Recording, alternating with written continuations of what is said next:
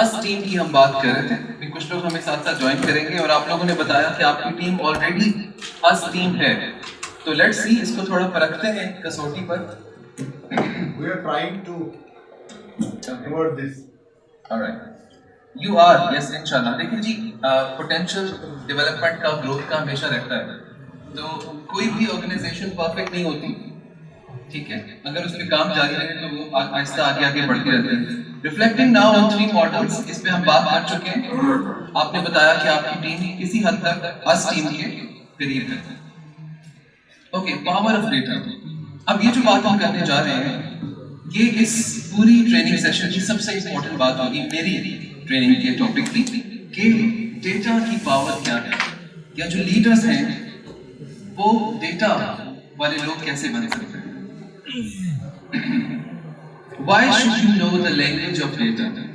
दो तरह के लोग होते हैं, एक होते हैं जो इमोशंस पर चल रहे हैं, और दूसरे लोग होते हैं जो नंबर्स पर और डेटा पर चल रहे हैं। तो जो लीडर्स हैं, आज के लीडर्स, वो डेटा की लैंग्वेज कैसे सीख सकते हैं और खुद को इमोशन से, ओपिनियन से और पर्सनल परसेप्शन और बायसेस से किस तरह आज़ाद कर सकते हैं। क्या आप जानना चाहते हैं डेटा की लैंग्वेज? ऑलराइट, तो सफर जो है शुरू करते हैं। आप में से अक्सर लोग ऑलरेडी डेटा की लैंग्वेज बोलते हैं, लेकिन उसको कंप्लीटली किस तरह आप लोगों ने स्विच करना है, तो वो हम आज लर्न करेंगे। इन चीज़ों के पल्ले से हम सब बांध रहे हैं, मैं भी, आप भी, ताकि हम एक्चुअली 21st सेंचुरी के जो लोग हैं वो बन सकें। Until you have data as your backup, you are just another person with an opinion. एक आम शख्स में और एक लीडर में कोई फर्क नहीं है, और वो शख्स खुद को लीडर ना समझे अगर उसके पास डेटा नहीं है, उसके पास नंबर्स नहीं है। मेरा स्कूल बहुत अच्छा जा रहा है, एक प्रिंसिपल ये क्लेम करता है। अब ये क्या है, ये ओपिनियन है या डेटा है? ये ओपिनियन है। पाकिस्तान तो बढ़ने की तरफ जा रहा है, ये ओपिनियन है। करंट गवर्नमेंट जो है वो रिसोर्सेज को सही मैनेज नहीं कर रही, ये ओपिनियन है। तो आज से हम वादा करेंगे कि हम अपने ओपिनियंस को डेटा में किस तरह तब्दील करेंगे। मैं कुछ प्रैक्टिसेस आपको देता हूँ, उसके बाद हम एक एक्सरसाइज है वो करेंगे। तो सबसे पहले मैं आपको एक एक्सरसाइज देता हूँ। पहली बात तो ये कि ये ओपिनियन मेरे किस तरह बना और मैंने किस तरह इस पे काम शुरू किया। ये एक बुक है फैक्टफुलनेस, वो रिकमेंड की गई एक बड़े प्लेटफॉर्म पे, और मैंने वो बुक पढ़ी। हम समझते हैं कि हर चीज़ तबाही की तरफ जा रही है, राइट? दुनिया जो है वो बस तबाह होने के करीब है। उस किताब के मुताबिक, रिसर्च के मुताबिक, इस वक्त की जो दुनिया है, इस वक्त के जो हालात हैं, वो इंसानी तारीख में बेहतरीन हालात हैं। चाहे वो जॉब के हवाले से हो, चाहे वो लाइफस्टाइल की बेहतरी के हवाले से हो, चाहे वो इलाज के हवाले से हो, चाहे वो क्लीनलीनेस के हवाले से हो, चाहे वो रिलेशनशिप, जेंडर इक्वालिटी के हवाले से हो, पेमेंट के हवाले से हो, पैसे की तकसीम के हवाले से हो, कोरोना वायरस के बारे में, वो हर लिहाज से क्या है। कोरोना वायरस से पहले ही किताब पब्लिश हुई थी, तो और उन्होंने भी डेटा से साबित किया मुख्तलिफ नंबर्स के जरिए, जीडीपी, पैसे की तकसीम, बाइंग पावर, ये हैं नंबर्स जिनको लीडर ने देखना है। तो स्कूल का डेटा एनालिसिस, एक मैं आपको सैंपल देता हूँ। ओके, तो ये जो स्ट्रक्चर है, ये हर लीडर के पास मौजूद होना चाहिए। जब भी कोई नया स्टेप लेना है लीडर ने, वो लीडर प्रिंसिपल भी है, वो लीडर आप भी हैं, वो लीडर एक टीचर भी है। एक नीड है आइडेंटिफाई हुई, उस नीड की जस्टिफिकेशन क्या है? What does the data show? ठीक है, फॉर एग्जांपल आपका जो रोल है, करंट रोल, उसमें आपको एक नीड आइडेंटिफाई हुई, तो कौन सी आजकल कोई नीड बताइए, कुछ जो किसी स्कूल को या क्लस्टर स्कूल्स को कोई जरूरत पेश है, तो क्या हो सकती है? फर्नीचर की दस्तयाबी, ठीक है। आपने नोट किया कि बच्चों की तादाद बढ़ रही है और फर्नीचर अवेलेबल नहीं है। अब एक आम शख्स, एक लेमैन, जिसने अभी डेटा की लैंग्वेज नहीं सीखी, वो कैसे कहेगा? सर मेरे स्कूल में फर्नीचर की जरूरत है, ठीक है, और एक डेटा की लैंग्वेज जानने वाला कैसे उसको देगा? 50% की जरूरत है। इतने स्टूडेंट्स की एनरोलमेंट हुई है और इतने स्टूडेंट्स के लिए फर्नीचर अवेलेबल नहीं है, तो हमें इतने फर्नीचर आइटम्स दे दिए जाएं और साथ डेट भी, ठीक है, मेंशन हो, हर चीज नंबर्स में, एग्जैक्टली, ताकि इस जरूरत से आपकी जो इमोशन है वो दूर हो जाए, वो एक नंबर्स की जुबान बन जाए, दूसरे के लिए समझना क्या हो जाए, आसान हो जाए। ठीक है, एक और एग्जांपल है, फिर हम इस टेबल की तरफ चलते हैं। आप लोगों की जॉब डिस्क्रिप्शन में एक बहुत बड़ा जो एलिमेंट है वो लोगों के साथ डीलिंग है, लोगों की रिक्रूटमेंट है, राइट, या उनके साथ रिलेशनशिप है। आपने किसी शख्स के बारे में, किसी प्रिंसिपल के बारे में या टीचर के बारे में फीडबैक देना है अपनी सुपीरियर्स को, आप कैसे देंगे? जी, हम ये भी सीखेंगे कि फीडबैक कैसे देना है नंबर्स और डेटा की लैंग्वेज में। एक टीचर को मैं इवैल्यूएट कर रहा हूँ, फीडबैक दे रहा हूँ। ब्रिटिश काउंसिल के साथ जो मेरा काम है उसमें फीडबैक और इवैल्यूएशन बहुत बड़ा एक उसका रोल है। तो एक ले मैन इस तरह देगा कि ये टीचर बहुत अच्छा है, बहुत सॉफ्ट स्पोकन है, बहुत नाइस है और इसके रिजल्ट्स बहुत अच्छे हैं, तो इसको प्रमोट कर दिया जाए या उसकी सैलरी जो है वो उसमें रेज ले आया जाए। अब डेटा की लैंग्वेज जानने वाला शख्स इस तरह का फीडबैक देगा। कौन से पॉइंट्स बताइए, कुछ इंडिकेटर्स बताइए। पॉइंट्स 1 2 3 4 5 कि उसको देख लीजिए, फिर उसको मैनेज कैसे कर रहे हैं, मैनेजमेंट की ऑब्जर्व, आप मेजरमेंट कैसे करेंगे कि उसकी मैनेजमेंट अच्छी है? 1 2 3 how will you measure, is it measurable? उसमें अगर 5 पॉइंट्स हैं तो उसमें हम देखेंगे कि मैनेज करने के हवाले से इसको 3 पॉइंट्स देने चाहिए मेरे ऑब्जर्वेशन के मुताबिक। ओके, इसी तरह टीचर को वो ऑब्जर्व करता है तो उसके पॉइंट्स हम बना लेंगे, ठीक है। अच्छा, तो एक काम एज लीडर्स जो हम सबसे करना है वो ये है कि जो लोग आपके साथ एसोसिएटेड हैं उनकी परफॉर्मेंस को क्वांटिफाई कर लें, उसको नंबर्स में ट्रांसलेट कर लें। प्रिंसिपल्स की जॉब में कौन कौन सी चीजें शामिल हैं? टॉप 2 बता दीजिए। प्रिंसिपल जो है, you work with principles, right? कोई सी 2 इंडिकेटर्स से बताइए कौन कौन से हो सकते हैं। बैठे रहिए, ऊंची आवाज में बताइए। टीचर्स ने लेसन प्लान बनाया है, उसका अच्छा था और कौन आप टीचर्स को लेना चाहते हैं, ठीक है।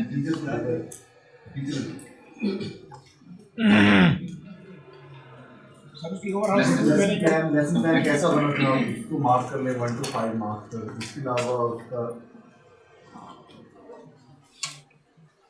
लोअर पॉइंट, इसके अलावा से उसे आप ले दें।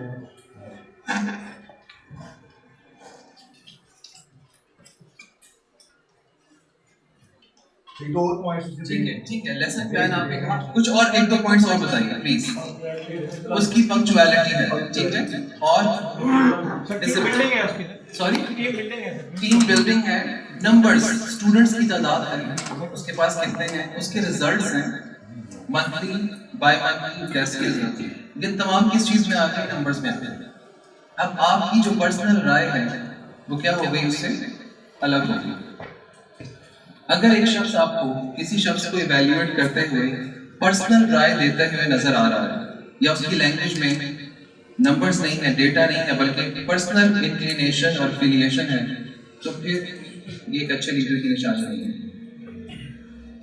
अच्छा लीडर इमोशंस पर नहीं चलता। तो ये आप देखिए, आगे मैं आपको एक एक्सरसाइज भी करवाऊंगा क्योंकि आई कैन सी आपके पास नोट पैड्स मौजूद हैं, हम इसको प्रैक्टिस भी करेंगे। कुछ सिचुएशन में आपको दूंगा, आपने उस सिचुएशन को नंबर्स में कन्वर्ट करना होगा, डेटा में कन्वर्ट करना होगा, ताकि उसको स्टोर किया जा सके। कल को आपकी जगह कोई ले ले, आप प्रमोट हो जाए, तो उस डेटा को जो आपने स्टोर किया था उसको इस्तेमाल किया जा सके। Okay, how do you know what does the data show? आपको नीड बताता है, फर्नीचर का सर्विस बहुत अच्छी एग्जांपल दी। आगे प्लान ऑफ एक्शन कैसे आएगा, कहां से आएगा? ठीक है, यहाँ पे ये स्टेप आ जाएगा। टीचर्स की आपने ट्रेनिंग करवानी है फॉर एग्जांपल, डेटा क्या बताता है? अगर आप ये लिखेंगे कि टीचर्स की टीचिंग स्किल्स अच्छी नहीं है, अब ये डेटा नहीं है, आप उसमें ये लिखेंगे डेटा की लैंग्वेज में कि टीचर्स के रिजल्ट्स इतने परसेंट हैं, राइट, और एनरोलमेंट ड्रॉप हो गई है, इतनी थी और इतनी हो गई है, अब क्या आ गया, डेटा आ गया। सेकंड कॉलम बहुत इंपॉर्टेंट है। उसके बाद प्लान ऑफ एक्शन, आपने अगला स्टेप बताया, मेजरिंग रिजल्ट्स, रिजल्ट्स को मेजर कैसे करेंगे। एक शख्स को रिप्लेस करके दूसरे शख्स को हायर किया गया, आप कैसे क्वांटिफाई करेंगे रिजल्ट्स को, मेजरिंग रिजल्ट्स ऊपर चले गए, मंथली टेस्ट के रिजल्ट्स ऊपर चले गए, बच्चों की एनरोलमेंट, बच्चों की एंगेजमेंट, बच्चों का फीडबैक, पहले इतने परसेंट था, अब इतने परसेंट है। आखिर में कौन इस काम के लिए रिस्पॉन्सिबल होगा, जो काम अभी आपने अंडरटेक किया है उस काम में कौन लोग इन्वॉल्व हैं, कौन से लोग रिस्पॉन्सिबल होंगे। ये चार्ट हर लीडर के टेबल पे पड़ा होना चाहिए, इसकी मल्टीपल कॉपीज आपके पास मौजूद हो, और उसके बाद हर काम जो आप नया अंडरटेक करें, इनिशिएट करें, उसको आप इस डेटा पर लेकर आएंगे, राइट। एक काम कंप्लीट हो गया तो वो फाइल में लग जाएगा, राइट। ओके, आगे बढ़ते हैं। इसको आपने आगे नोट कर दिया होगा। Giving feedback, data analysis. अच्छा, एक शख्स आपके पास आया अपना प्रॉब्लम लेकर, या आपकी जॉब का हिस्सा है लोगों को सुनना, उनको फीडबैक देना, तो यूजुअली फीडबैक कैसे देते हैं आप, कोई बताना चाहेगा आप में से? मैं आपके पास आया हूँ, I am working under you in any role for example, so and I want to share something with you, how would you deal with me, what would you do, what steps will you take, anyone?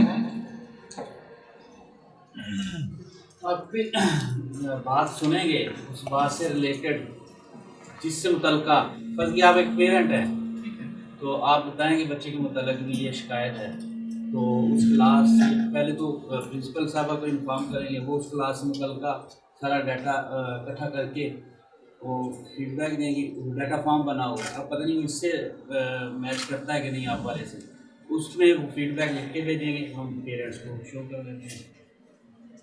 ठीक है, अब एक 5 steps मैं आपके साथ share कर रहा हूँ, आपको बहुत इफेक्टिव अगर फील हुए तो आप इसको अप्लाई कर लीजिएगा, ठीक है।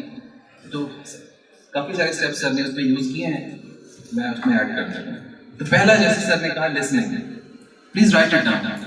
फीडबैक की जो हमारी साइकिल है, जिसको फीडबैक साइकिल कहते हैं, उसमें पहला स्टेप है लिसनिंग, और लिसनिंग अटेंटिव लिसनिंग, जिसको हम एक्टिव लिसनिंग कहते हैं, ठीक है।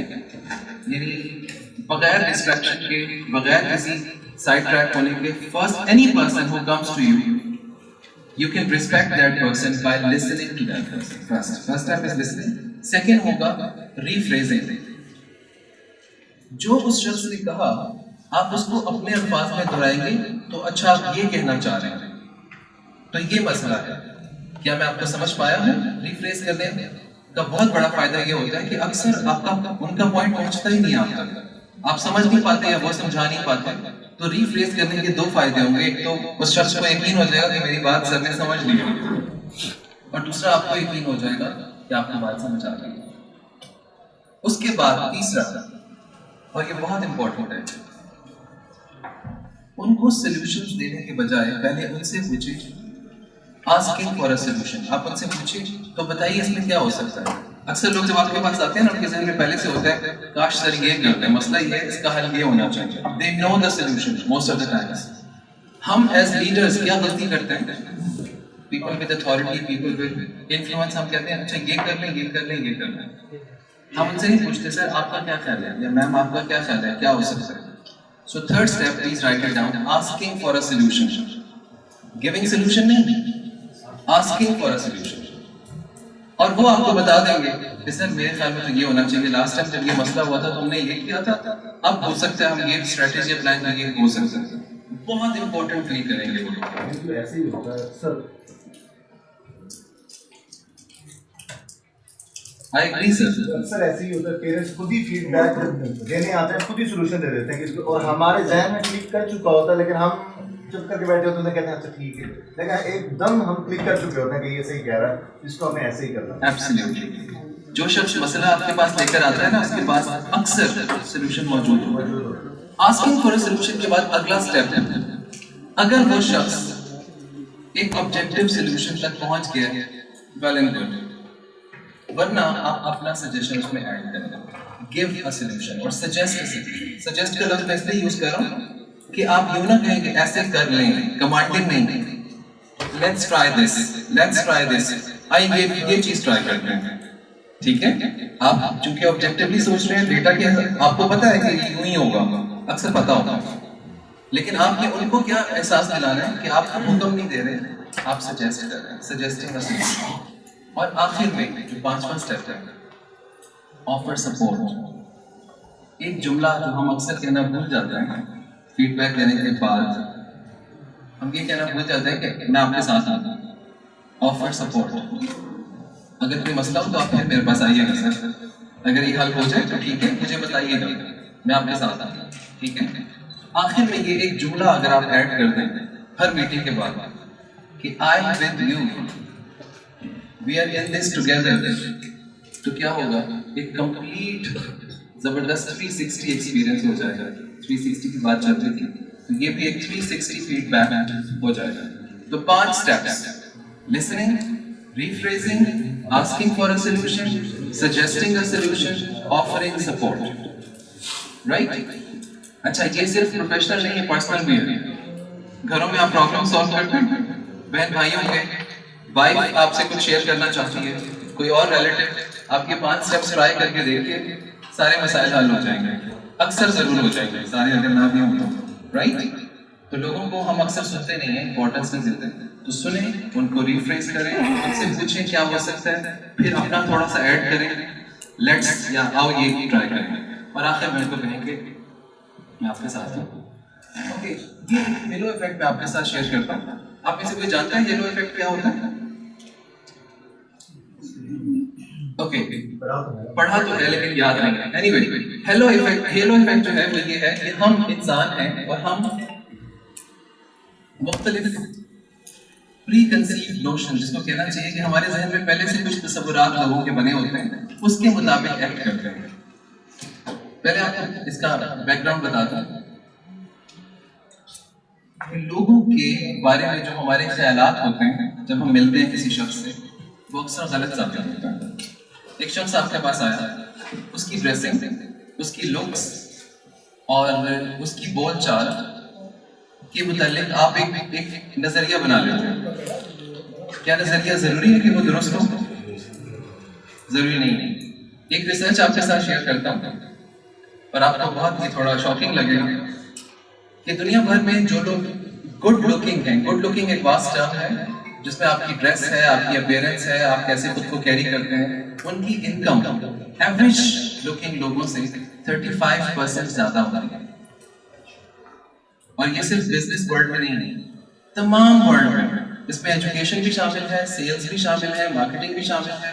तमाम लोग उसमें देख लें कि इंटरनेशनल स्टैंडर्ड्स के मुताबिक जो लोग खुद को अच्छा कैरी करते हैं, अपने ड्रेस पर, अपनी लुक्स पर ज़्यादा इन्वेस्ट करते हैं, उनकी इनकम ऑन द होल 35% ऐसे लोगों पर जो अपनी लुक्स पर कम इन्वेस्ट करते हैं उनसे कम होता है, उनसे कम होती है, ज़्यादा होती है।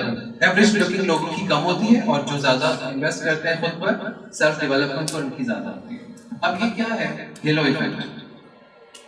इंटरव्यू करने वाले हेलो इफेक्ट का शिकार हो जाते हैं, टीचर्स हेलो इफेक्ट का शिकार हो जाते हैं। कुछ एग्जांपल्स देते हैं। हम नेचुरली, और ये इंसान की फितरत में शामिल है, ऐसे लोग जिनके साथ हम कनेक्ट कर पाते हैं, सेम इलाके से ताल्लुक रखते हैं, हेलो इफेक्ट आ गया, ये तो मेरे गांव का है। सेम लैंग्वेज बोलता है, आप हेलो इफेक्ट का शिकार हो जाते हैं, ठीक है। कोई ऐसा पॉइंट, और ये साबित शुदा बात है, ऑर्गेनाइजेशन में ऐसा होता है। कुछ पर्सनल एग्जांपल्स भी आपके साथ शेयर करता हूं।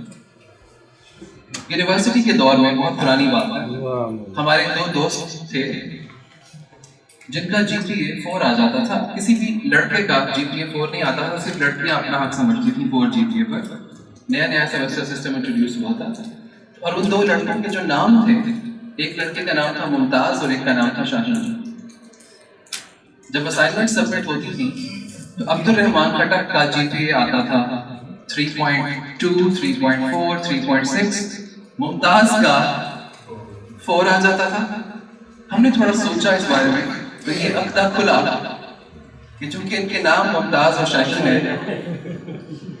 तो प्रोफेसर्स के जहन में ये हेलो इफेक्ट है कि लड़कियां ज्यादा मेहनती होती हैं, उनका GPA 4 आना चाहिए। और ये बात किसी हद तक दुरुस्त है, लड़कियां ज्यादा फोकस्ड होती हैं पढ़ाई में, लेकिन क्या ये हर एक पे जनरलाइज करना है कि क्या मेल कभी नहीं हो सकते? तो अपने जो पहले से आपके नजरियात बने हुए लोगों के मुताल्लिक, किसी कास्ट के मुताल्लिक, किसी नस्ल के मुताल्लिक, किसी लैंग्वेज के मुताल्लिक, उनको चैलेंज करें। एक लीडर कभी हेलो इफेक्ट का शिकार नहीं हो सकता, राइट?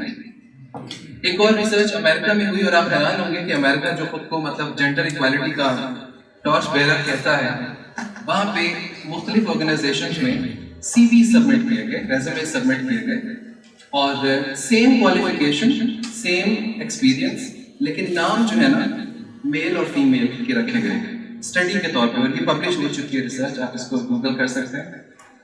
तो फीमेल्स उस रिसर्च के मुताबिक they were not invited for interview। एक जॉब अनाउंस हुई, फॉर एग्जांपल मैनेजर की जॉब अनाउंस हुई, और उसकी वेबसाइट पर 2 CVs अपलोड हुए, सेम क्वालिफिकेशन, सेम एक्सपीरियंस, सब कुछ सेम, लेकिन एक जेम्स ने किया, ठीक है, और एक जेनी ने किया। तो जेनी को इंटरव्यू की कॉल नहीं आई, जेम्स को आ गई। ये क्या है? Hello effect. तो इस तरह की हेलो इफेक्ट से मुराद ये बनी, हमारे कल्चर में ये होता है कि एक और मिसाल आपको देता हूँ, और ये हमारे एक सीनियर ट्रेनर दिया करते थे कि एक उस्ताद थे, उनको एक बच्चा बहुत अच्छा लगता था, एक्टिव था, आगे बैठता था, अब्दुल लतीफ उसका नाम था। तो जब वो पढ़ाते थे, वो कहते थे कोई भी क्वेश्चन होता था, ओके तीफिया तो 10 सवाल है, बाकी क्लास को एड्रेस नहीं किया, तीफिया तो 10, तो तीफा बताता था, और साल के इख्तिताम पर तीफा जो है वो पास हो गया और बाकी बच्चे फेल हो गए। तो ऐसा ना हो कि हमारी टीम में कोई तीफा हो जो हमारा फेवरेट हो किसी वजह से, और हम हेलो इफेक्ट का शिकार हो जाए। तो डेटा वाला जो इंसान है वो पर्सनल एफिलिएशन का, पर्सनल अफेक्शन का शिकार नहीं होता, वो अपने इमोशंस को अलग रखता है और नंबर्स को अलग रखता है, राइट? ओके, इसको आगे बढ़ा दीजिए प्लीज। ओके, ये एक प्रोफाइल है, आई एम श्योर आप में से अक्सर लोगों की पहले से बनी हुई होगी, मैंने ये इंटरनेट से उठाई है, तो इनका इतना फॉन्ट क्लियर नहीं है, लेकिन आपको सिर्फ एक सैंपल बताना मकसूद था। ये आपके स्कूल की पूरी समरी है जो एक पेज पर होनी चाहिए, से ज्यादा नहीं, और ये प्रिंसिपल की टेबल पर पड़ी होनी चाहिए, एवरी प्रिंसिपल। थोड़ा सा स्कूल का बैकग्राउंड, उसकी हिस्ट्री, उसमें आपका विजन आ गया, स्टूडेंट्स और टीचर की रेशो आ गई, पिछले रिजल्ट्स आ गए कुछ सालों के, ये प्रिंसिपल्स की फिंगर टिप्स पे होने चाहिए और उसकी टेबल पे पड़े होने चाहिए, राइट? और जब कोई डेटा रिवाइज करने की जरूरत है, वो कंप्यूटर में फॉर्मेट बना हुआ है, फॉर्मेट आप चूज कर लीजिएगा, उसमें नंबर्स चेंज किए और उसको नया वर्जन अपनी टेबल पे रख दिया। ये अगर आप चाहेंगे तो आपके साथ में ईमेल के तौर पे कुछ सैंपल्स मेरे पास मौजूद हैं, फॉर्मेट्स, वो आप तारिक साहब के थ्रू आप तक पहुंचे। तो जी, ये एक और मॉडल है, आप देख सकते हैं, इसमें कहीं पे ऐसा जुमला नहीं है कि मेरा स्कूल बहुत अच्छा है या मेरे स्कूल ने मेरे दौर में बहुत तरक्की की है, ऐसा कोई जुमला आपको नजर नहीं आएगा। सारे नंबर्स हैं, सारा डेटा है, और ये डेटा आज का लीडर भी यूज करेगा, 5 साल बाद वाला भी इस पर रिलाय करके इसको यूज करेगा, इसको अपडेट करेगा, मॉडिफाई करेगा। तो प्रिंसिपल क्या बन जाएगा? एक डेटा वाला आदमी बन जाएगा, पर्सनल राय वाला नहीं। गोल सेटिंग, अब हम जो है सीखेंगे कि गोल्स, आप में से कितने लोगों ने अपनी जिंदगी के गोल्स लिखे हुए हैं? Raise your hand sir. Okay, 4 लोगों के हाथ ऊपर हुए, थैंक यू। कोई गोल अपना शेयर करना चाहेंगे सर? जो लास्ट सर प्लीज। स्कूल के हमारे मुख्तलिफ प्रोफेशनल पर्सनल कोई हो सकता है। मेरे गोल्स एक्चुअली मुख्तलिफ फील्ड्स में हैं। जी, प्रोफेशनल बता दीजिए। प्रोफेशन में बिजनेस और स्कूल में एक बहुत बड़ा कैंपस स्कूल का, और ये दोनों अलग अलग गोल हैं। ओके, सर ने कहा कि मैं एक बड़ा कैंपस बनाना चाहता हूँ, जी, एस्टैब्लिश करना चाहता हूँ, ठीक है। तो आज हम सीखेंगे, थैंक यू सर। पहली बात तो ये है कि एक जहन में आपके गोल है और एक पेपर पर है, कौन सा बेहतर है? पेपर पर, राइट? एम आई राइट सर? ओके, तो जहन में जो आपका गोल है वो आपकी ख्वाहिश है, और ख्वाहिशात पूरी नहीं होंगी। जो पेपर पर आ गया, और वो भी मैं आपको बताऊंगा एग्जांपल्स के साथ कि पेपर वाले गोल आपने लिखने कैसे हैं। लीडर के रिटन गोल्स उसके पास मौजूद होते हैं हर वक्त। जब गोल्स अचीव होते हैं उसके ऊपर वो लाइन फेरता है, अगले गोल्स ऐड करता है, अगला पेज, वो गोल्स उसके पास रिटन होते हैं। और गोल कंप्लीट करने के बाद, अचीव करने के बाद जो उस पर लाइन फेरने का मजा है वो आप लोग जिन्होंने अचीव किए गोल्स वो जानते हैं। और कहा जाता है कि आप पेपर पेंसिल पे ही करें, चाहे जितना दौर डिजिटल हो जाए, आप अपने सेल फोन पे या लैपटॉप पे गोल्स ना लिखें, आप पेपर और पेंसिल पे ही लिखें। क्यों? क्योंकि इससे वो जो अटैचमेंट होती है दिमाग में, जो आपका स्कीमाटा एक्टिव होता है, वो डिजिटल तरीके से नहीं होता। एक पूरी साइंस है गोल सेटिंग की। तो one of my favourite trainer Brian Tracy जो है, he is one of the best trainers in the world. वो गोल सेटिंग पे बहुत अच्छी बात करते हैं, अगर आप इंटरेस्टेड है तो उनका। लेकिन हम एक समराइज्ड वर्जन गोल सेटिंग का भी देखेंगे। तो ओके, अब ये दो गोल्स हैं। सर ने कहा कि कैंपस बनाना चाहते हैं, ठीक है, उस पर भी बात करेंगे। दो गोल्स हैं, आप बताइए कि इनमें से कौन सा गोल बेहतर है, पहले वाला या दूसरे वाला? पहला गोल कहता है to raise the overall level of students writing skills as measured in standard assessment. Test लिए गए, बोर्ड के इम्तिहान हुए, बच्चों की राइटिंग पुअर आई। प्रिंसिपल ने गोल बना लिया कि बच्चों की राइटिंग इंप्रूव करनी है। एक और प्रिंसिपल जो डेटा की लैंग्वेज जानता था, उसने गोल बनाया कि 2021 के एंड तक 60% जो स्टूडेंट्स होंगे जिनका पहले लेवल 2 आया था, अब वो लेवल 3 पर पहुंच जाएंगे। सेकंड इज बेटर, क्योंकि ये एक स्मार्ट गोल है। SMART, कोई जानता है स्मार्ट से क्या बनता है? Yes sir. S for sustainable, M for measurable, A for achievable, T for time bound, R for realistic. Thank you. बस एक S से थोड़ा सा डिसएग्री करूंगा मैं, स्पेसिफिक। Yes, okay great. तो आपका गोल जो है वो स्पेसिफिक हो। कब गोल अचीव होगा? 2021 के एंड तक। आपका अगर ये गोल है कि आप बहुत अमीर होना चाहते हैं, ना आपने ये मेंशन किया कि कितने लाख या कितने करोड़, ना ये मेंशन किया कि कब तक आप होना चाहते हैं, ना ये मेंशन किया कि जो है वो कितने, उसकी ब्रेकडाउन कितने होंगे, तो आप कभी भी अचीव नहीं कर पाएंगे अपने गोल्स। अपने गोल्स को ब्रेकडाउन कीजिए, वो स्पेसिफिक होना चाहिए, मखसूस होना चाहिए।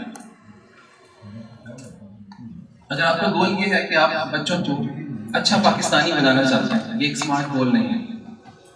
आप अच्छा पाकिस्तानी की जो रिक्वायरमेंट्स हैं आप उनको स्पेसिफाई करें। उसके बाद मेजरेबल, क्या आपका गोल मेजरेबल है? क्या उसकी पैमाइश की जा सकती है कि आप 6 महीने में कहां तक पहुंचे हैं? आप 6 महीने पहले आपके पास इतने पैसे थे, अब इतने हैं, अब ये क्या हो गया? मेजरेबल हो गया। ठीक है, दुनिया इस वक्त डेटा पे चल रही है क्योंकि वो अपने इमोशंस को साइड पे रख के सोचते हैं, और हम हर चीज में अपने इमोशंस को जब करते हैं दाखिल तो फिर रिजल्ट्स उस तरह के नहीं आते। तो दूसरे वाले में जो है कोई इमोशन नहीं है, डेटा है।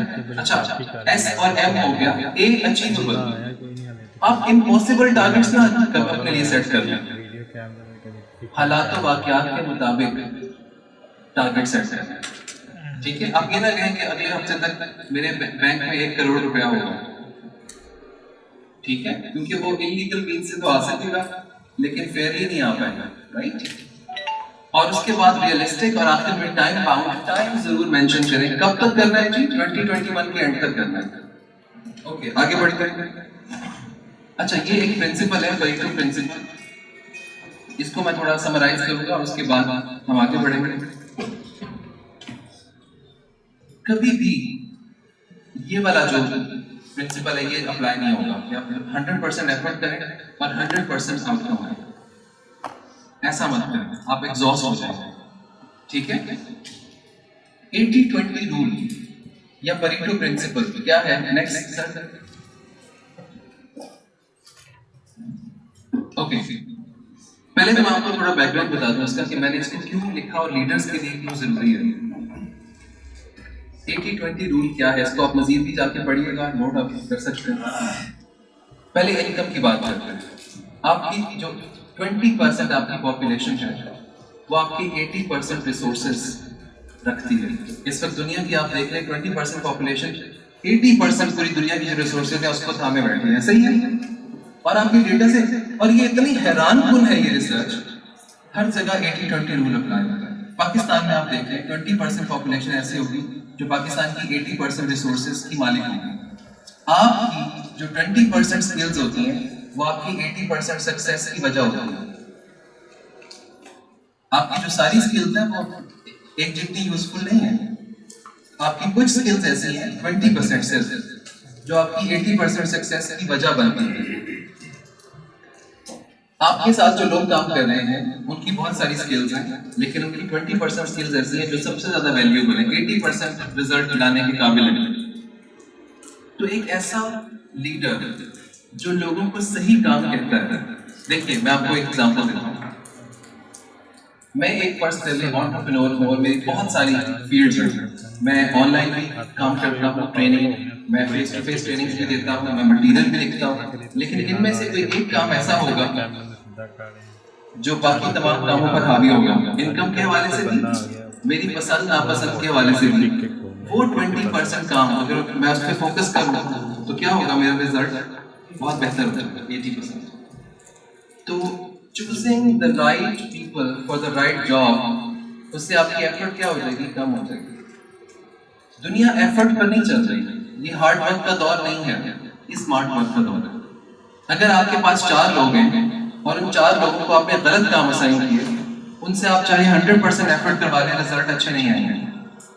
लेकिन अगर आप उनकी पर्सनैलिटी को, उनकी स्किल्स को थोड़ी सी रिसर्च करने के बाद, स्टडी करने के बाद, उसके बाद अगर आप उनको काम असाइन करेंगे, अब उनकी कम एफर्ट भी बहुत ज्यादा रिजल्ट लेकर आएगा, क्योंकि ना सिर्फ वो मुतमईन है, खुश है, उनसे वो काम लिया जा रहा है जो आप चाहते हैं। खुशी से करेंगे, परफॉर्मेंस बढ़ जाएगी। मैं आपको यकीन से कहता हूँ कि इस वक्त जो आपके सामने आपकी जिंदगी के रिजल्ट हैं, वो सिर्फ आपके 20% कामों की वजह से और चॉइसेस की वजह से हैं। अगर आपने 100 मेहनत की है तो उस 100 में से 20 ने आपकी जिंदगी के रिजल्ट्स आपके सामने लाए, बाकी सबने नहीं लाए। ऐसा ही है। तो क्यों ना हम थोड़े स्पेसिफाई हो जाएं, उन चीजों पर फोकस करें जहां से नंबर्स इंप्रूव होते हैं। Is this principle clear to you?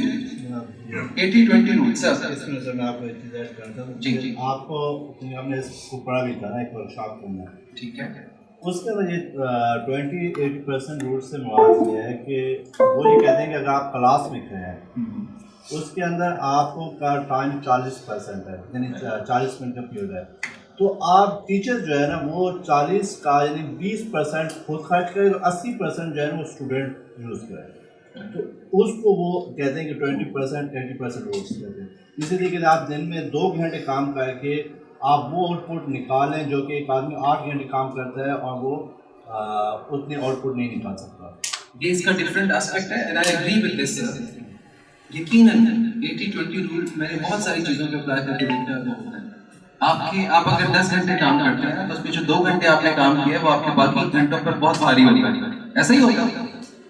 तो इस वक्त जो दुनिया है वो जो इम्प्रूव कर रही है, ये जो आगे बढ़ रही है, वो हार्ड वर्क या लेबर से आगे नहीं बढ़ रही। I can assure you that. वो किससे, स्मार्टनेस से। उन्होंने अपने एरिया स्पेसिफाई कर लिए हैं जिन पे वो फोकस करते हैं। एफर्ट क्या होगी, कम होगी, और रिजल्ट्स क्या होंगे, बढ़। अब मैं हूँ, मेरा 20% काम और आपका 20% काम, जब वो मिले तो रिजल्ट क्या हो गया, 160, 40 नहीं आएगा। वी टीम और अस टीम में फर्क क्या है? आपने 2 काम किए और मैंने 2 काम किए, रिजल्ट क्या आया, 4। ये वी टीम का रिजल्ट है। आपने 2 काम किए, मैंने 2 काम किए। अगर सिनर्जी है, अगर लीडरशिप है, रिजल्ट 4 नहीं आएगा, रिजल्ट 40 आएगा। और ये नंबर्स के जरिए साबित शुदा है। एक और एग्जांपल देता हूं ताकि ये सिनर्जी का कॉन्सेप्ट क्लियर हो जाए। मेरे पास 1 लाख रुपया है और मैं बिजनेस करना चाहता हूँ। आपके पास भी 1 लाख रुपया बिजनेस करना चाहता हूँ। दो तरीके हैं। एक तरीका यह है कि मैं अपना 1 लाख का बिजनेस शुरू करूं और उसमें से मेरा रिटर्न आ जाएगा 5%। आप भी करें, आपको भी 5%। अगर हम मिलकर करें तो क्या रिजल्ट 10% आएगा या 10 से कहीं ज्यादा आएगा? कहीं ज्यादा आएगा। जब फोर्सेस मिलती हैं तो एडिशन नहीं होती, मल्टीप्लिकेशन होती है। अगर आप अपनी टीम को सही चला रहे हैं तो फिर एडिशन नहीं होगी, मल्टीप्लिकेशन होगी। एफर्ट कम होगी, रिजल्ट ज्यादा आएंगे।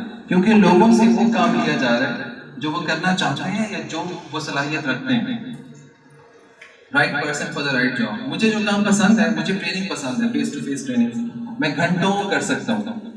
अगर मुझे ऐसे हालात में डाल दिया जाए जहाँ कहा जाए कि आपने ट्रेनिंग नहीं कराना, आप मैनेज कर, है ना, आप ये करें, रिसोर्सेज मैनेज करें, ठीक है, आपने ये पानी की बॉटल्स लोगों को देनी है, मेरी एफर्ट क्या हो गई, बढ़ गई, और मेरी परफॉर्मेंस, मेरे रिजल्ट्स कहाँ चले गए, नीचे।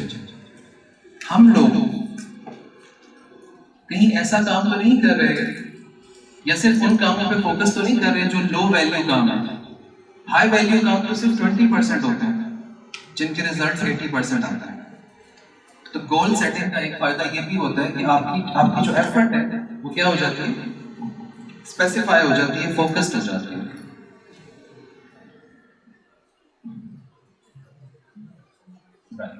Thank you. अच्छा, अब ये हम बात करते हैं कि किस तरह आपने फोकस करना है। अब आपको as an administrator, as a leader, as a manager, आपके सामने जो काम आएंगे ना वो 4 तरह के होंगे। पहली तरह के काम वो होंगे जो अर्जेंट भी होंगे और इम्पोर्टेंट भी होंगे। ये जो मैं बनाने लगा हूँ टेबल, ये आप सबके पास होना चाहिए, बहुत इंपॉर्टेंट है, ठीक है। एक काम वो होता है जो इम्पोर्टेंट भी होता है और अर्जेंट भी होता है, वो कहाँ पे फॉल करेगा, क्वाड्रेंट 1 में। दूसरा काम वो है जो इम्पोर्टेंट भी नहीं है और अर्जेंट भी नहीं है। और देखा क्या है, अक्सर जो मैनेजर्स होते हैं, ऑफिस होल्डर्स, वो अपना ज़्यादातर वक्त इनमें स्पेंड कर रहे होते हैं ऐसे कामों में जो ट्रिवियल होते हैं, जो डेलीगेट किए जा सकते हैं, जो किसी और को दिए जा सकते हैं। अपना कीमती का जो वक्त है आप इस लो वैल्यू कामों में क्यों स्पेंड कर रहे हैं, उसको डेलीगेट करें। एक काम वो होते हैं जो इंपॉर्टेंट नहीं है लेकिन अर्जेंट है। फॉर एग्जाम्पल, आपको एक कॉल आ गई, किसी की कॉल हो सकती है, वो कॉल प्रोफेशनली या पर्सनली बहुत इंपॉर्टेंट नहीं है, आप उसको एक बंद कर सकते हैं, आप उसको कह सकते हैं कि इसकी ये कॉल मैं बाद में लूंगा, राइट। तो वो काम क्या है, नॉट इंपॉर्टेंट लेकिन अर्जेंट है। और अब ये जो लास्ट क्वाड्रेंट है, अब देखिए ये इंपॉर्टेंट है लेकिन अर्जेंट नहीं है। फॉर एग्जाम्पल, स्कूल के लीडर ने रिलेशनशिप्स बिल्ड करने हैं, राइट। अब रिलेशनशिप बिल्डिंग क्या है, कम्युनिटी के साथ एंगेजमेंट इंपॉर्टेंट है लेकिन क्या ये अर्जेंट है, आपने आज ही करना है, नहीं। अब आपके सामने ये 4 तरह के काम है, आप इनको कैसे प्रायोरिटाइज करेंगे, क्या पहले कौन सा काम करेंगे, दूसरे बाद में कौन सा करेंगे, जी बताइए। आपने अपने आज के गोल्स लिखे हैं, सुबह कई तरह के काम हैं, आप हमको इन 4 पर्सपेक्टिव्स में देखेंगे कौन से काम हैं जो इम्पोर्टेंट भी हैं और अर्जेंट भी हैं, उनको कौन सा नंबर मिलना चाहिए, फर्स्ट नंबर। ये आपके ए काम है, things that you have to do first. उसके बाद किसकी बारी आएगी, कौन से काम की बारी आएगी, जी बताइए। इंपॉर्टेंट है लेकिन अर्जेंट नहीं है, राइट, ओके।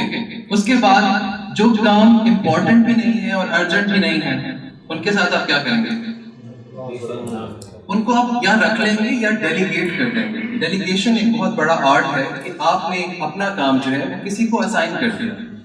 लीडर्स और मैनेजर्स सारे काम खुद नहीं करते, ठीक है, वो काम डेलीगेट कर देते हैं। Again, right person for the right job. तो इस रूल को हम कहते हैं ABCD रूल। ए काम कौन से हैं, बी काम कौन से हैं, सी काम कौन से हैं, डी काम कौन से हैं। और आप हैरान रह जाएंगे कि आप हम में से अक्सर लोग लो वैल्यू काम जो इंपॉर्टेंट नहीं होते या वो लॉन्ग टर्म में हमारे बिजनेस को, हमारे नंबर्स को अफेक्ट नहीं कर रहे होते, उन पे अपना सारा टाइम स्पेंड कर रहे होते हैं। 80-20 रूल, 20% एफर्ट आपकी 80% रिजल्ट ला सकती है अगर आप इस चार्ट को फॉलो करें, राइट, ओके। आगे बढ़ते हैं। अब कुछ एग्जांपल्स हैं, इसको हम जो है अपने पर्सपेक्टिव में देखेंगे और सर एग्जांपल्स। अच्छा, अब ये फायर फाइटिंग है, कोई एक्सीडेंट हो गया, फायर को आपने फाइट करना है, ठीक है? तो ये अब इम्पोर्टेंट भी है जान बचाना और अर्जेंट भी है। आप इसको डिले कर सकते हैं, आप ये कह सकते हैं कि ये काम कल करेगा, नहीं, ठीक है? ओके, उसके बाद बेसिक काम यानी ट्रिवियल काम, ठीक है? ये इम्पोर्टेंट भी नहीं है और अर्जेंट भी नहीं है, ठीक है?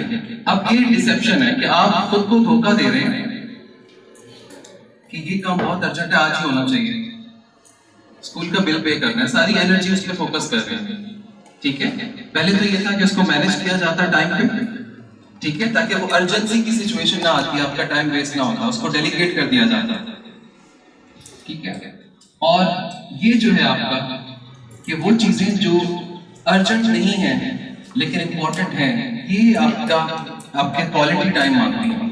आपने एनहेंस करने हैं अपने रिलेशनशिप लोगों के साथ, कम्युनिटी के साथ, आपने फंक्शन ऑर्गेनाइज करने हैं।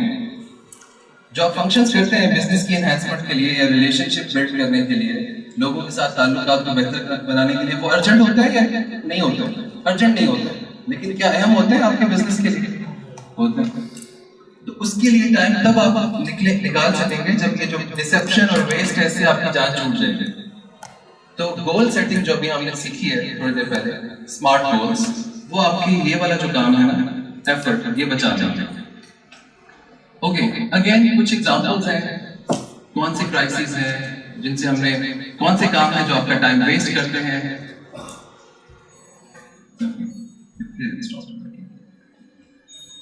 ठीक है, ऑलराइट। क्या होगा कि अगर आप इन पे बहुत ज्यादा फोकस करेंगे, अगर आप अर्जेंट और इम्पोर्टेंट काम, उससे क्या होता है, स्ट्रेस, बर्नआउट, आपकी जो परफॉर्मेंस है वो नीचे जा सकती है। Crisis management, always putting out fires, यानी आप हर दफा जो है ना वो डैमेज कंट्रोल ही कर रहे होंगे, ठीक है? ओके, ये हमारे पास कुछ स्टेप्स हैं। सबसे पहला स्टेप है प्लानिंग। आप में से कितने लोग कॉन्टिन्यूअसली जो है वो प्लान करते हैं मुख्तलिफ चीज़ों को? पेपर पर प्लानिंग कौन करता है आप में से? 1 2 3, ओके, राइट। अभी रिसेंट आपने कौन सी चीज प्लान की है पेपर के ऊपर, कोई शेयर करना चाहेगा? What was the latest thing you planned, sir? Events को कैसे अगले 3 माह में मैनेज करना है, और सारा प्लान करके 31 मार्च तक प्रिंसिपल एमसी में डिस्कस करके उसको प्लान किया सारा, यानी हमने सेशन एंड कैसे करना है, उसको नए सेशन को कैसे स्टार्ट करना है। और उस मीटिंग में, उस प्लानिंग में कौन कौन लोग शामिल थे?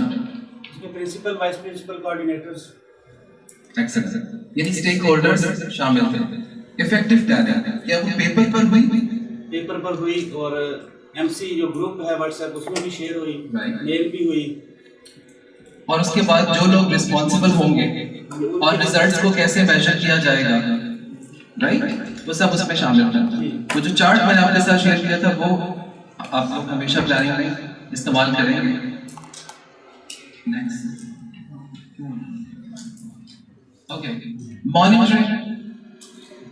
अच्छा, प्लानिंग के बाद उस चीज को मॉनिटर करना बहुत जरूरी है। एक फ्लेक्सिबल ऑर्गेनाइजेशन की एक निशानी ये है कि एक फैसला ले लिया, अब 6 माह के बाद आपको पता नहीं चलेगा कि वो फैसला गलत था। आप 2 दिन के बाद मॉनिटर कर सकते हैं, इज इट गोइंग वेल? अगर वो सही जा रहा हो तो आप उसको क्या करें, रिव्यू करें और मॉडिफाई करें। और नेक्स्ट है इवैल्यूएट। इवैल्यूएट को कौन एक्सप्लेन करेगा? इवैल्यूएशन क्या होता है? How do we evaluate? एक मीटिंग हुई, एक ट्रेनिंग हुई, अब ये ट्रेनिंग हो रही है, इसको एक शख्स रिस्पॉन्सिबल होगा इसके लिए कि वो मेजर करे कि ये ट्रेनिंग सक्सेसफुल थी या नहीं थी, तो उसको हम क्या कहेंगे? इवैल्यूएशन। और ये इवैल्यूएशन कौन सी लैंग्वेज में होगी? इमोशन की लैंग्वेज में या डेटा की लैंग्वेज में? एब्सोल्युटली, ठीक है। तो हर चीज को क्वांटिफाई करना है, हर चीज को नंबर्स में लाना है कि जो ट्रेनिंग्स होती हैं उनको, उनके रिजल्ट्स को भी मेजर किया जा सकता है, उसकी पैमाइश की जा सकती है। और आखिर में हमने उसको रिव्यू करना है कि अगर आइंदा इस तरह की एक्टिविटी हो ट्रेनिंग की तो उसमें कौन कौन सी चीजें हम अवॉइड करेंगे ताकि ट्रेनिंग ज्यादा सक्सेसफुल। अगर कोई ग्लिच आता है इस ट्रेनिंग में, कोई पावर कट आता है, कोई और टेक्निकल इशू आता है, तो क्या होगा? आप उसको हैंडल करने के काबिल होंगे। तो एक लीडर जो है ये साइकिल हमेशा अपने ध्यान में रखता है। अगर कोई गलती हो गई प्लानिंग में और एग्जीक्यूशन में पता चला कि ये गलती थी, तो क्या लीडर उसको एक्सेप्ट कर लेगा या कहेगा नहीं नहीं करूंगा? एक्सेप्ट कर लेगा और उसको नेक्स्ट टाइम जो वो साइकिल चलेगा उसमें मॉडिफाई करेगा। ओके, अब ये सेल्फ इवैल्यूएशन, इससे पहले कि लोग आपको इवैल्यूएट करें, आप खुद को इवैल्यूएट करें। अगर आप अपनी इवैल्यूएशन खुद नहीं करते, एक वक्त आएगा कि लोग आपको कहेंगे you are not doing your job well.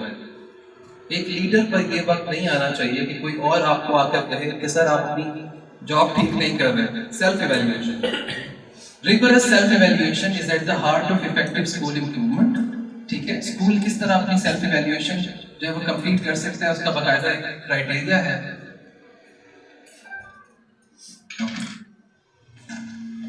Alright, अब ये क्वेश्चंस हैं जो हम आपसे पूछेंगे। Question 1, how good is our school?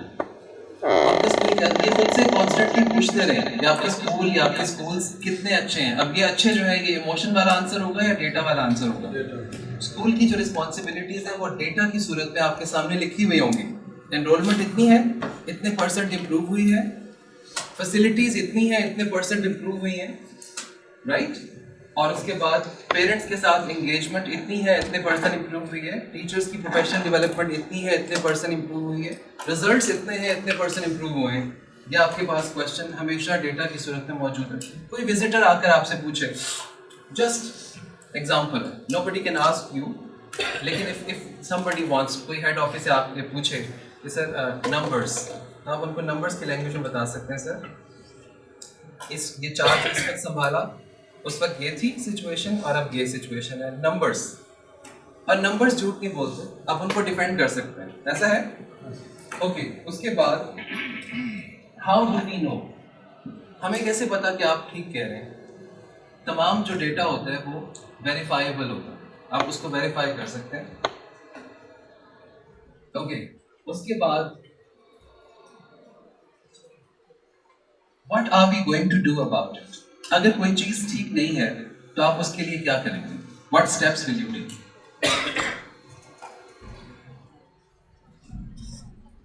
Okay, अब ये मैं हमेशा करवाता हूँ एक्टिविटी। आपके सामने आपको नजर आ रहा है एक मिस्ट्री बॉक्स। ये क्वेश्चन मैं आपसे करता हूँ, आप में से कोई मुझे बताएगा कि ये बॉक्स अगर मैं आपको दूं, आपको नजर आ रहा है कि ये बॉक्स सील्ड है, और आपसे पूछूं कि इस बॉक्स में क्या है, तो आप मुझे कैसे बताएंगे? The only condition is आप इस बॉक्स को खोल नहीं सकते। बॉक्स को खोले बगैर, टेप को हटाए बगैर आप मुझे कैसे बताएंगे कि इस बॉक्स में क्या है? पहले तो हम उसको उठा लेंगे कि वजन क्या है। ठीक है, बारी है, अगर बारी नहीं है और मतलब हल्की है तो इसका मतलब वो चिप्स है।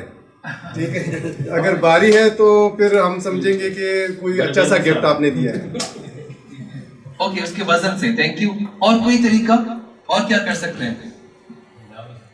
हिला सकते हैं, उससे क्या पता चलेगा? प्रेस भी करेंगे थोड़ा। ओके, हिलाने से उसका साउंड, ओके, साउंड से भी अंदाजा हो जाएगा। और क्या हो सकता है? कैसी मेजरमेंट? बॉक्स की मेजरमेंट, साइज, ओके, उससे भी अंदाजा हो सकता है। एक और अंदाजा भी हम पाकिस्तानी में इसमें सुराख करके पता लगा इसकी इजाजत नहीं है फिलहाल, लेकिन उसको स्मेल भी कर सकते हैं आप। ठीक है, तो ये कुछ चीजें हैं। अब अगर क्या हो कि अगर मैं आपको ये बॉक्स दूं और अब टेप हटाकर और आपसे कहूं कि इसमें देख लें क्या है, क्या फर्क है इन दोनों सिचुएशंस में? एक में मैंने आपको बॉक्स बंद करके दिया और आपसे कहा कि गेस करें कि इसमें क्या है, और दूसरे में बॉक्स खुला हुआ है, आपको कहा कि देखें इसमें क्या है, नोट कर लें। जी, what's the difference in these two strategies? दूसरा इजी है, ओके, ठीक है। और कोई एक्चुअल मेजरमेंट दूसरे से आती है, डेटा आपके पास आ जाएगा ना, डेटा कलेक्शन आपके डेटा कलेक्शन दूसरे में होगी। थोड़ा लर्निंग के पॉइंट ऑफ व्यू से सोचिए, गाइडलाइन मिल जाएगी। गाइडलाइन मिल जाएगी। ओके, पहला मिस्ट्री खत्म हो जाएगी। मिस्ट्री खत्म हो जाएगी, thank you for saying that. देखिए, चीजों को इंटरेस्टिंग बनाना और चीजों को स्किल बेस्ड बनाना जो ग्रूमिंग का एलिमेंट है। आंसर्स मत दें, क्वेश्चंस पूछें। एक लीडर आंसर्स नहीं देता। आप बिल गेट्स के पास चले जाएं और आप उसे कहें कि मैं अमीर होना चाहता हूं आपकी तरह, वो आपको कभी आंसर नहीं देगा, वो आपसे नेक्स्ट क्वेश्चन करेगा आपके बारे में, आपकी गोल्स, आपकी डायरेक्शन, आपकी एक्टिविटीज, आपके स्केड्यूल के बारे में। लीडर क्वेश्चन पूछता है। अब टीचर पर अप्लाई करते हैं, हम एजुकेशन सिस्टम का हिस्सा है। एक टीचर जो सिर्फ आंसर्स देता है, सवाल नहीं पूछता, वो अच्छा टीचर है या वो टीचर जो सारे आंसर्स बोर्ड पे लिख देता है, वो ज्यादा अच्छा टीचर है? क्वेश्चन पूछने वाला या जवाब देने वाला, कौन सा टीचर बेहतर है? क्यों? व्हाई? सोचने का मौका देते हैं। एग्जैक्टली। तो लर्निंग जो है वो आंसर्स का नाम नहीं है, लर्निंग आंसर्स तक पहुंचने के प्रोसेस का नाम है। हम बच्चों से ये क्यों ना पूछें कि आपका इसके बारे में क्या ख्याल है, ये कैसे हो सकता है? लीडर भी यही करता है। लीडर ये नहीं कहता ये कर लो, लीडर कहता है ये कैसे हो सकता है, आप बताएं। क्वेश्चन पूछता है और फिर आंसर्स और फिर कंट्रीब्यूशन। गाइडिंग प्रिंसिपल क्या है? हमने स्टूडेंट्स को, एजुकेशन सिस्टम का काम क्या है? एक बच्चा पैदा हुआ है एक पोटेंशियल के साथ, एक सलाहियत के साथ, आपने उसकी उस पोटेंशियल तक पहुंचने में उसकी हेल्प करनी है। You have to enable that child to reach his fullest potential. कहाँ तक पहुंच सकता है ये बच्चा, आप उसको वहां तक पहुंचने में हेल्प कर दें। This is the role of education, और ये अप्लाई होता है प्रिंसिपल एजुकेशन पर भी, एडमिनिस्ट्रेशन। What is attitude? अब ये एक और फैक्टर है, पहले कौन डिफाइन करना चाहेगा एटीट्यूड को? What is our attitude? How do you define it? Anyone? हम कहते हैं इस शख्स का एटीट्यूड बहुत अच्छा है, शेर जैसा एटीट्यूड, ओके। और हम बाज़ औक़ात कहते हैं इस शख्स का एटीट्यूड अच्छा नहीं है। सर, उसकी जो कम्युनिकेशन स्किल्स है, जो लोगों से उसका अट्रैक्शन होता है, कम्युनिकेशन होता है, वो किस मोड में होता है, मतलब वो लोगों को समझने की कोशिश करता है या अपने डिसीजन जो है इम्प्लीमेंट करने की कोशिश करता है, ये सारी चीज़ें एटीट्यूड का पार्ट है। ठीक है। अब अंदाज जो वो मतलब अपने एम्प्लॉयर जो है ना उनके साथ जो रवा रखता है कि वो मतलब सॉफ्ट है, हार्ड है, यानी बिहेवियर उसका बिहेवियर वो कैसे? ओके, बहुत क्लोज। लेकिन लेट मी टेल यू कि हमारे जो बिहेवियर्स हैं वो हमारे बिलीव्स की वजह से बनते हैं। अगर आप एक खुशबाश इंसान हैं, हमेशा आपके चेहरे पे मुस्कुराहट होती है, तो आपके अंदर कुछ ऐसा चल रहा है जिसकी वजह से चेहरे पे मुस्कुराहट होती है। एटीट्यूड आपकी बिलीव्स का नाम है कि आप किन चीजों में बिलीव करते हैं। ठीक है, कोई हादसा हुआ, कोविड का ये वाकया हुआ पूरी दुनिया में, ठीक है। अब दो तरह के रिस्पॉन्सेस, कुछ बिजनेसेस ने, कैन यू बिलीव, इस दौरान ग्रो किया है। कई लोग जो मिलियनर्स थे वो बिलियनर्स बन गए, दे सॉ एन अपॉर्चुनिटी। और कुछ लोगों ने कहा कि हम तबाह हो गए, और वो वाकई फिर तबाह हो। चीज़ों को लोग दो तरीके से देखते हैं, एक पॉजिटिवली और एक नेगेटिवली। तो एक अच्छे लीडर की सबसे बड़ी निशानी ये है कि वो हर मुश्किल में अपॉर्चुनिटी देखता है, और वाकई हर प्रॉब्लम जो होती है वो एक अपॉर्चुनिटी को जन्म देती है। एक जगह लिटरेसी कम है, आपकी अपॉर्चुनिटी क्या है? आप एक स्कूल स्टार्ट करें, अपॉर्चुनिटी है आपके लिए ग्रो करने की भी और सर्व करने की भी। ठीक है, तो जहां प्रॉब्लम देखें, ग्लास आपको आधा नजर आ रहा है, लेकिन आप ये देखें कि ग्लास आधा भरा हुआ है, आधा खाली नहीं है। तो अब जो एटीट्यूड है उसको हमने कंपेयर करना है आपकी एप्टीट्यूड के साथ। एप्टीट्यूड कहते हैं आपकी काबिलियत, आपकी जहानत को। ठीक है, तो आपके ख्याल में कौन सी चीज ज्यादा अहम है, आपका टैलेंट या आपका एटीट्यूड? देखा ये गया है कि बहुत अच्छा ज्यादा टैलेंट और स्किल होने के बावजूद अगर आप तरक्की नहीं कर रहे, इसका मतलब है आपका जो एटीट्यूड है, आपके जो बिलीव्स हैं, वो आपकी हेल्प नहीं कर रहे, वो बहुत छोटे हैं, उनको बड़ा करने की जरूरत है।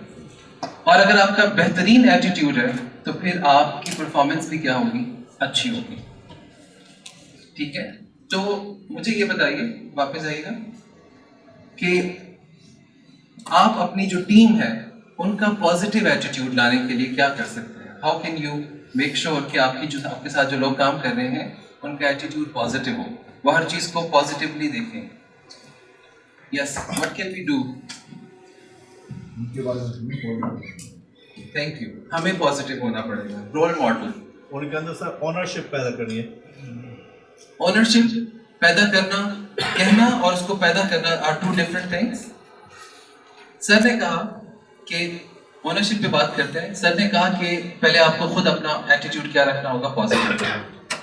जब जो एजेंडा होता है मीटिंग का, ठीक है, उसको दो तरीके से देखते हैं हम लोग। एक मीटिंग बुलाई और हमने स्टार्ट किया, इस मीटिंग का एजेंडा ये है और हम इस चीज़ पर बात करेंगे और मेरा ये ख्याल है इस बारे में, वहीं पे मीटिंग खत्म होगी, आपने खत्म कर दी। इसके बाद जो कुछ होगा it will be a waste of time. एक प्रॉब्लम आया, आपने एक मीटिंग बुलाई और आपने कहा कि ये चीज देखी गई है, what do you think about it, और सब लोग अपनी राय का इजहार करें। दो फायदे होंगे, एक तो उन लोगों को लगेगा कि आप उनके साथ हैं, आप उनको सुन रहे हैं, आपकी राय इंपॉर्टेंट है, और दूसरा जब आप उन सब की बात सुन लेंगे, अब आप एक बेहतर पोजीशन में हैं अपनी राय देने में। जो गलती हम एज लीडर्स करते हैं मीटिंग्स का हिस्सा बनते हुए, वो ये कि हम एक अच्छा रोल मॉडल पेश नहीं करते अच्छे एटीट्यूड का, ठीक है। तो और ओनरशिप तब आती है जब हम लोगों को ओन करते हैं। आप लोगों को ओन करें, वो आपको और आपके सिस्टम को ओन करेंगे। ओके, आगे बढ़ते हैं। रिफ्लेक्शन, आप एक आईने में भी रिफ्लेक्शन देखते हैं, ठीक है। तो रिफ्लेक्ट करना, इस वक्त मैं एक तीसरी आंख से चाहूँ तो अपनी परफॉर्मेंस को रिफ्लेक्ट कर सकता हूँ। मुझे नजर आ रहा है कि आप में से अक्सर लोग थोड़े स्लो हो गए हैं, ठीक है।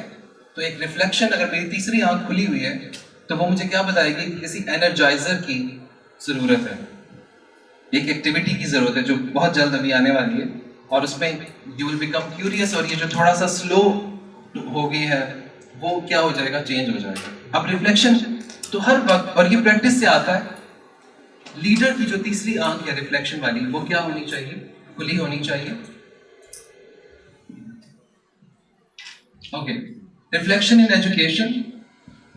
रिफ्लेक्शन एक ऐसी स्ट्रेटजी है जो हमें ये सोचने पे मजबूर करती है, ये बताती है कि हमारे अपने एक्सपीरियंसेस, एक्शंस और डिसीजंस जो हैं उनको हमने क्रिटिकली कैसे देखना है। आप अपने इस एक्सपीरियंस को किस तरह देखते हैं, ठीक है, ये आपको कैसे हेल्प करेगा अपने एक्सपीरियंस को, अपने एक्शन को, अपने डिसीजंस को तीसरी आंख से, यानी तीसरे बंदे की तरह। ये रिफ्लेक्शन में लोग भी आपकी हेल्प कर सकते हैं, लेकिन बेहतर होगा कि आप ये खुद करें। आगे बढ़ते हैं। ओके, ये टूल्स हैं जो आप यूज कर सकते हैं। आप में से कितने लोगों के पास जो डायरी है वो हमेशा होती है? Raise your hand. स्कूल के अंदर हर जगह एक पर्सनल डायरी, इसमें ये कोई जजमेंट नहीं है, मैं आपको जज नहीं कर रहा, I am just, it's for my information, ठीक है, थैंक यू। एक डायरी आपको कैसे हेल्प कर सकती है एक ज्यादा डिसिप्लिन्ड इंसान बनने में? क्या आपकी मेमोरी हमेशा आपके काम आती?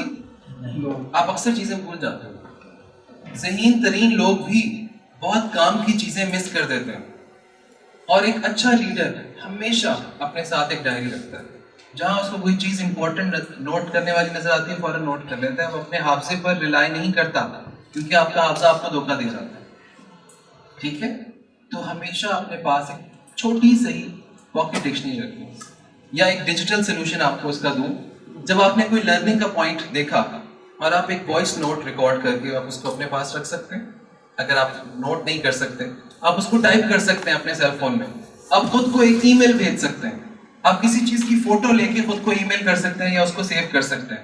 ये भी क्या है, आपकी डिजिटल डायरी है। तो ऑब्जर्वेशन जो है वो बहुत जरूरी है। पोर्टफोलियो, आप में से कितने लोगों का पोर्टफोलियो यानी फाइल्स जो है एज लीडर्स वो मौजूद है, यानी आपकी सर्विस के दौरान आपने जो अचीवमेंट्स की हैं, जो ट्रेनिंग्स अटेंड की हैं, जो एक्सपीरियंसेस किए हैं, उनकी फाइल किस किस ने मेंटेन की हुई है? 1 2 ओके। तो जिन्होंने नहीं की, this is an opportunity maintain. Sir excuse me, यहाँ मैं इंटरप्ट करूँगा प्लीज। ये हमारे अजहर साहब जो है, इन्होंने रेज हैंड किया, एक और बंदे ने किया, वो किसने किया था? 2 बंदे हैं। तो ये मतलब बहुत अच्छी बात है कि इनकी तरफ से ये सवाल है कि आप सारे फाइल मेंटेन, अच्छा वो पोर्टफोलियो, अच्छा मैं समझ गया। नहीं, स्कूल का पोर्टफोलियो भी हो सकता है, ठीक है, yes, it's all about portfolio मेरी फाइल है। ओके। सो स्कूल का पोर्टफोलियो जो है वो भी है, लेकिन आपका पर्सनल पोर्टफोलियो भी मेंटेन होना चाहिए और उसमें आप चीज़ें ऐड करते जाएं। स्टूडेंट्स का फीडबैक, सबसे इंपॉर्टेंट स्टेक होल्डर आपके सिस्टम में कौन है? स्टूडेंट। Is that right? तो प्रिंसिपल या स्टाफ की परफॉर्मेंस का सबसे अच्छा रिफ्लेक्शन स्टूडेंट्स का फीडबैक है, ऐसा ही है? तो वो भी हमारे पास रिकॉर्डेड होना चाहिए। ओके, उसके बाद रूब्रिक्स हैं, रूब्रिक्स टेबल्स जिसमें टिक्स एंड क्रॉस कि ये चीज इतने परसेंट अचीव हुई, ये चीज इतने परसेंट अचीव हुई। इफ यू आर इंटरेस्टेड, कुछ रूब्रिक्स के सैंपल्स मैं तारिक साहब के थ्रू आपके साथ शेयर कर दूंगा, जो आपको हेल्प करेंगे परफॉर्मेंसेस को रिकॉर्ड करने में, चाहे वो आपकी टीम की परफॉर्मेंस हो या आपके स्कूल की या आपकी अपनी परफॉर्मेंस हो। और उसके बाद पीयर फीडबैक। अच्छा, प्रोफेशनली अगर आप ग्रो करना चाहते हैं तो आपके साथ जो लोग काम कर रहे हैं ना, उनका फीडबैक जरूर है। अगर आप एक प्रॉब्लम का शिकार हैं, हो सकता है आपके किसी साथी ने वो प्रॉब्लम इफेक्टिवली सॉल्व कर ली हो, आप उनको एक कॉल तो करके देखें, आप उनके साथ अपना प्रॉब्लम शेयर करें, वो आपको बहुत अच्छा फीडबैक देंगे। तो जब हम साथ हैं, अस टीम वाला मॉडल आपको याद है, तो अस टीम में लोग एक दूसरे को सपोर्ट करते हैं। तो एज एन ऑर्गेनाइजेशन अगर ग्रो करना चाहते हैं तो वो पीयर फीडबैक यानी एक दूसरे से लर्निंग का कॉन्सेप्ट जो है वो। एक्शन रिसर्च, ये रिसर्च थोड़ा टाइम टेकिंग काम है, लेकिन अगर आपकी जो सुपीरियर्स हैं अगर वो इंटरेस्टेड हैं तो वो एक रिसर्च भी कंडक्ट कर सकते हैं कि कौन कौन से स्टेप्स लिए जाएं इम्प्रूवमेंट के लिए, ग्रोथ के लिए। इसमें थोड़ा सा डॉक्टर साहब ये जो एक्शन रिसर्च है ना, थोड़ा सा इसको मैं इसको जरूर करूंगा क्योंकि ये मेरा एरिया भी है। सर वापस आइएगा। ओके, पहले मैं आपको टीचिंग की एग्जांपल देता हूँ, ठीक है? मैं एक टीचर हूँ अगर, और मैं एक रिसर्च करना चाहता हूँ कि मैं कौन से मेथड्स अप्लाई करूँ तो मेरे बच्चे ज़्यादा इंटरेस्ट लेते हैं। मैंने एक दिन एक कैमरा लगा लिया बच्चों की इजाज़त से, और मैंने बच्चों की इंगेजमेंट का लेवल, एक दफ़ा मैंने एक्टिविटी से एक कॉन्सेप्ट समझाया और दूसरी बार बोर्ड पे समझाया और तीसरी बार ग्रुप में समझाया, और मैंने बच्चों की इंगेजमेंट को नोट किया कि बच्चे कितने इंटरेस्टेड थे। और फिर जो आखिर में प्रोडक्शन वाला फेज है जिसमें बच्चे काम को प्रोड्यूस करते हैं, यानी क्वेश्चन को सॉल्व करते हैं या आंसर्स देते हैं, उस पर क्या फ़र्क पड़ा, रिजल्ट्स क्या आए। ये मेरी एक दिन की रिसर्च कंप्लीट हो गई कि इस क्लास के जो बच्चे हैं वो एक्टिविटी बेस्ड मेथड, उनके चेहरे चमक रहे थे और उन्होंने ज़्यादा इंटरेस्ट लिया और उनके आंसर ज़्यादा बेहतर आए। ये एक रिसर्च कंप्लीट हो गई। छोटे लेवल की रिसर्च की एग्जाम्पल है। बड़े लेवल पे क्या होगा, एक स्कूल का लीडर जो है, प्रिंसिपल, वो ये डिसाइड करता है कि मैंने ये स्ट्रेटजी अप्लाई करनी है और मैं देखना चाहता हूँ इसके रिजल्ट्स क्या आएंगे। वो अपने टीचर्स के कॉन्फिडेंस में लेकर या उनसे पूछकर एक स्ट्रेटजी डिवाइस करें कि पेरेंट्स की इन्वॉल्वमेंट बढ़ानी है। उसके लिए क्या किया जाए, उनको ईद पर कार्ड्स भेजे जाएं या उनको गेट टुगेदर की जाए, उनको चाय पे बुलाया जाए, किससे रिजल्ट्स बेहतर आते हैं, उनके रिस्पॉन्सेस को, उनके फीडबैक को रिकॉर्ड किया जाए और ये कॉन्टिन्यूस प्रोसेस हो 2-3 मंथ्स का, और फिर आपके पास रिजल्ट सामने आ जाएंगे कि इस स्ट्रेटजी के बाद इतने पेरेंट्स की कॉल्स आई और उनके रेफरेंस से इतने एडमिशंस आए। अब आप क्या कर रहे हैं, अपनी परफॉर्मेंस को एक पेपर पर लेकर आ रहे हैं। ये एक रिसर्च हो गई। आप ना सिर्फ इसको अपने लिए यूज कर सकते हैं बल्कि इसको पब्लिश भी कर सकते हैं। एडमिनिस्ट्रेशन अगर फैसला करे कि दार-ए-अरकम में एडवर्टाइजमेंट कम है, चले एक रिसर्च स्टार्ट होगी, एडवर्टाइजमेंट करें, रन करें टीवी के ऊपर, मीडिया के ऊपर, और फिर देखें कि इन दिनों में कितनी कॉल्स रिसीव हुई, कितने एडमिशन्स हुए, नंबर्स कितने बढ़े। एक रिसर्च कंप्लीट हो गई। तो अपनी डेली ऑब्जर्वेशन को एक सिस्टमैटिक तरीके से रिकॉर्ड करना एक्शन रिसर्च कहलाता है। और दुनिया की तमाम बड़ी ऑर्गेनाइजेशंस डेली बेसिस पर रिसर्च कर रही होती है, उनका एक एक चीज डॉक्यूमेंटेड होती है और वो उससे सीखते हैं और फिर इम्प्रूव करते हैं। तो हमने ब्रिटिश काउंसिल के साथ पंजाब में गवर्नमेंट स्कूल्स के साथ बहुत सारी एक्शन रिसर्चेस की हैं, जिससे हमें बच्चों की इंगेजमेंट को समझने में और स्कूल्स में ड्रॉप आउट और एनरोलमेंट को समझने में बहुत हेल्प मिली है। तो ये एक्शन रिसर्च जो है, इसका कल्चर यहाँ पे भी बनाया जा सकता है। लेट मी टेल यू, इसमें कोई खर्चा नहीं आता, सिर्फ आपने टाइम को थोड़ा सा मैनेज करना होगा, वो थोड़ा सा चैलेंजिंग हो सकता है। सर आई होप के क्लियर, राइट? ओके जी, ऑल राइट। अब ये ये बहुत एक सिली क्वेश्चन दिखाई देता है, लेकिन क्या आप स्मार्ट हैं? इसका आंसर डेफिनेटली यस है। You are all very smart, लेकिन आप इसको साबित कैसे करेंगे कि मैं आपसे पूछूं? सर आप यकीनन स्मार्ट हैं, आप साबित करें कि आप स्मार्ट हैं या नहीं। सर मैं उसमें इसका पॉइंट क्लियर करूँगा कि अपने बजाय इसके कि गलत रॉन्ग एक है मतलब उसको एडजस्ट कर दो अपनी एंटिटी प्रूव करने के लिए, बजाय इसके कि उसको तो कम वक्त में सेम एग्जैक्ट बंदा सेम काम के लिए जिसके लिए उसकी मतलब जो काम ब्यूटीफुल है हाँ वही उसको एडजस्ट कर दो कम वक्त में, मतलब सर ज़्यादा से ज़्यादा रिजल्ट्स ऑब्टेन कर लो तो मतलब वो मेरे लिए स्मार्ट रहेगा, ना कि मतलब एक बंदे को फुल टाइम 24 आवर उसको बिजी कर लो लेकिन रिजल्ट्स को ना ले सको। रिजल्ट्स, अच्छा यानी आप नंबर्स के जरिए प्रूव कर सकते हैं कि आप अपना काम स्मार्टली कर रहे हैं, कर सकते हैं ना? जी सर। सर आप? हम स्मार्ट हैं क्योंकि हमारे पास स्पेसिफिक गोल्स हैं। जी ठीक है, गुड। आगे बढ़ते हैं। अब हम देखेंगे कि हम जब लोगों स्पेशली स्टूडेंट्स और टीचर्स जिनके साथ हम काम कर रहे हैं उनकी इंटेलिजेंस और उनकी स्मार्टनेस कहाँ लाई करती है। तो एक बहुत बड़ी थ्योरी है, हार्वर्ड गार्डनर एक थ्योरिस्ट था, उसने कहा कि जो इंटेलिजेंस या स्मार्टनेस है ये प्रॉब्लम सॉल्व करने की सलाहियत है, प्रॉब्लम्स को सॉल्व करने की सलाहियत है। अगर आप प्रॉब्लम्स को सॉल्व कर सकते हैं या करवा सकते हैं तो यू आर स्मार्ट। तो हम सब क्या हैं? स्मार्ट हैं। उसका लेवल डिफरेंट हो सकता है, राइट? अब हम देखते हैं कि इंटेलिजेंसेस जो हैं ये कहाँ लायक करते हैं। ये कुछ एरियाज आपको नजर आ रहे हैं। हमारी इंटेलिजेंसेस इन डिफरेंट एरियाज में लायक करती हैं। हमें से कुछ लोग जो है वो म्यूजिकल रिदमिक हैं, कुछ लोग लिंग्विस्टिक यानी लैंग्वेज में इंटरेस्टेड हैं, इंट्रापर्सनल यानी अपनी ज़ात में दिलचस्पी रखते हैं, कुछ लोग एग्जिस्टेंशियल हैं, बड़े बड़े प्रॉब्लम्स को सॉल्व करते हैं। तो क्या ये मुमकिन है कि सारी 9 की 9 इंटेलिजेंसेस एक हर इंसान में पाई जाती हों? नहीं, कुछ में 3-4 बेहतर होंगी और बाकी कम होंगी, कुछ में कुछ और होंगी। हम सब डिफरेंट हैं, वी आर ऑल डिफरेंट। और जो चीज़ अगर आप इस चीज़ को रिस्पेक्ट करेंगे कि लोग डिफरेंट हैं, आप जैद से बकर वाले रिजल्ट्स एक्सपेक्ट नहीं कर सकते और बकर से ज़ैद वाले रिजल्ट्स एक्सपेक्ट नहीं कर सकते। दे आर डिफरेंट क्योंकि उनकी एबिलिटीज़ डिफरेंट हैं। एक गलती जो हम एज लीडर्स करते हैं और वो ये कि लोगों को सेम पैमाने पर तोड़ते हैं। लोग मुख्तलिफ हैं, उनकी इंटेलिजेंसीज, उनकी स्किल्स मुख्तलिफ हैं। हम उनसे उनकी स्किल्स के मुताबिक काम लें और फिर उनकी परफॉर्मेंस मेजर करें। मैं कल कैसा था, मेरी कल क्या रिजल्ट थे, क्या वो आज के मुकाबले में कम है यानी मैं इम्प्रूव कर गया हूँ, दैट्स माई इम्प्रूवमेंट। मेरा जो कंपैरिजन है वो बकर या ज़ैद के साथ नहीं है, मेरा कंपैरिजन अब्दुल रहमान खटक के साथ है, आपका कंपैरिजन आपके साथ है। आप एज ए लीडर 6 महीने कहाँ खड़े थे और आज आप कहाँ खड़े हैं नंबर्स की सूरत में, दैट्स योर इंटेलिजेंस। ठीक है, तो चीज़ों की परफॉर्मेंसेस पास्ट से करें, लोगों की आपस में नहीं, because people are different and उनकी इंटेलिजेंस भी मुख्तलिफ है।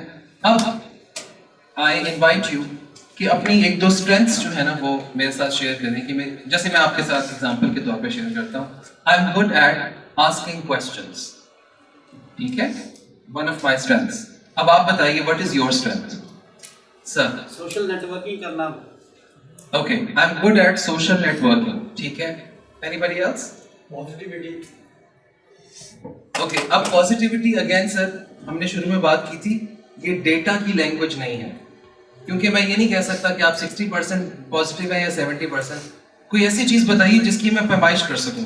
सोशल कॉन्टेक्स्ट की पैमाइश हो सकती है। सर ने पिछले महीने 30 लोगों को कॉल्स की, 30 पेरेंट्स जो है उनके साथ कॉन्टेक्ट बिल्ड किया, इतने रिलेशनशिप बिल्ड किए, इतनी मीटिंग्स की, इतनी टी पार्टीज की, that's his social networking. Problem solving. कितने प्रॉब्लम सॉल्व किए? यस, ओके, इसको मेजर किया जा सकता है। कोई और? Managerial skills. उसको कैसे पैमाइश कैसे करेंगे? रिसोर्सेज को कैसे मैनेज किया? Right, okay, good. पब्लिसिटी आपकी स्ट्रेंथ है, you are good at publicising, okay, ठीक है। आपकी जो स्ट्रेंथ्स हैं ये आपके की एरियाज हैं जिनमें आप आगे बढ़ सकते हैं। क्या इस तरह जो लोग हैं आपके अंडर या आपके साथ, क्या उनकी कुछ की स्ट्रेंथ्स नहीं है? क्या हमने उनसे पूछा है कि उनकी की स्ट्रेंथ्स और की स्किल्स क्या हैं, और क्या हमने उनसे कभी काम लेने की कोशिश की है? तो लोगों के बारे में जो आपके साथ काम कर रहे हैं उनकी स्ट्रेंथ्स के बारे में जानें और फिर आप उनसे काम लें। जैसे मैंने शुरू में बताया था, सिर्फ खाना खाना आपकी बेसिक ज़रूरत नहीं है, बुनियादी ज़रूरत। अपनी सलाहियत को एक्सप्रेस करना भी आपकी बुनियादी ज़रूरत है। आप अगर अच्छे नेटवर्कर हैं, मैं आपसे कहूँ आपने आइंदा नेटवर्किंग नहीं करनी, हाउ विल यू फील? आप खुद को एक्सप्रेस नहीं कर पा रहे, आप घुटा हुआ फील करेंगे। तो क्या आपकी टीम में कुछ ऐसे लोग तो नहीं है जिनमें सलाहियतें मौजूद हैं और आप उनकी सलाहियतों से फायदा नहीं उठा रहे, आप उनके फुलेस्ट पोटेंशियल को इस्तेमाल नहीं कर रहे? तो वो भी क्या करेंगे? घुटा हुआ महसूस करेंगे। अच्छा, अब इसमें से एक मेटाफर आपने सेलेक्ट करना है अपने स्कूल के लिए। आपका स्कूल एक आइलैंड है, एक कासल है, या एक ब्रिज है? साबित करें कि वो ब्रिज क्यों है।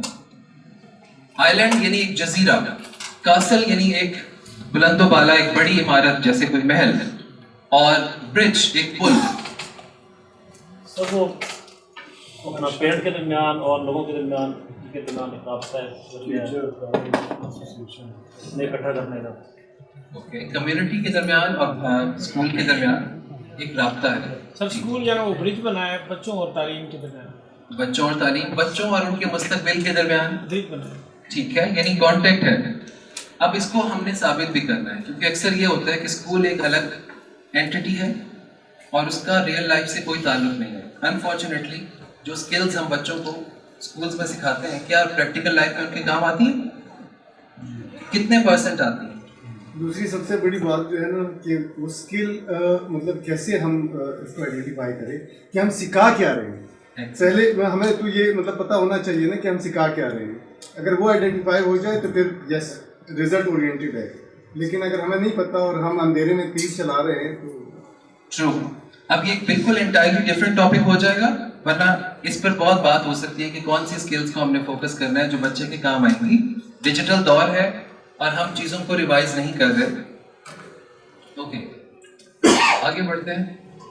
Okay, why should a school engage with the community? आप कम्युनिटी के साथ एंगेज क्यों करें? कोई रीजन बताइए अच्छी सी। सर कम्युनिटी जो है वो सेंस ऑफ ओनरशिप उनके अंदर क्रिएट होगा ना, एक स्पेसिफिक रिलेशनशिप क्रिएट होगा जिससे लोग जो हैं वो स्कूल के तमाम मसाइल जो है ना वो हल करने के लिए या कोई कंपेन होती है उसको बेहतर चलाने के लिए स्कूल के साथ मामला करेंगे। सर वो की ना ज़रूरत है, जो चीज़ उनको नज़र आ रही होती है वो आपको नहीं। ठीक है, चलिए इसको थोड़ा सा आगे बढ़ाते हैं। एक क्वेश्चन मैं आपसे करता हूँ। एक रिसर्च हुई थी 2010 में जिसमें हमने 1500 CEOs को बुलाया 60 मुल्कों से, और वो 33 इंडस्ट्रीज में से थे, और उनसे हमने एक सवाल किया कि किसी ऑर्गेनाइजेशन को चलाने के लिए कौन सी 2 चीज़ें होनी चाहिए। इसका रिजल्ट मैं आपके साथ बाद में शेयर करूंगा। मैं आपसे पूछता हूँ कि आप अपनी ऑर्गेनाइजेशन को चलाने के लिए अगर आपको 2 चीज़ें चाहिए हों सबसे इंपॉर्टेंट, तो वो कौन सी होंगी? रिसोर्सेज और आइडियाज। कोई और बताना चाहे?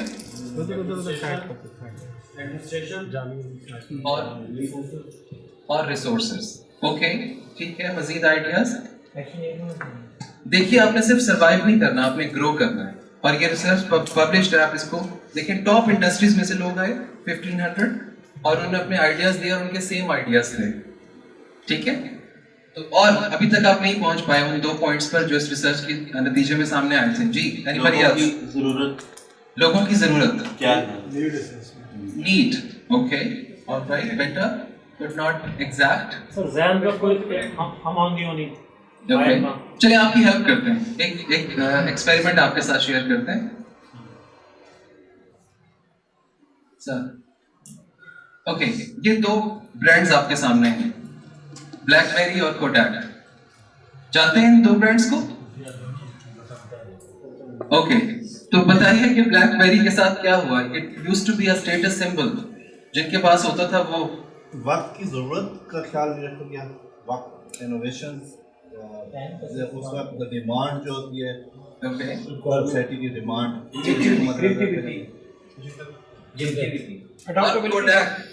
अडॉप्टेबिलिटी। ओके, अब ये दो अल्फाज सामने आए हैं सर। पर वक्त फैसला नहीं कर पाए ये। फैसला नहीं कर पाए।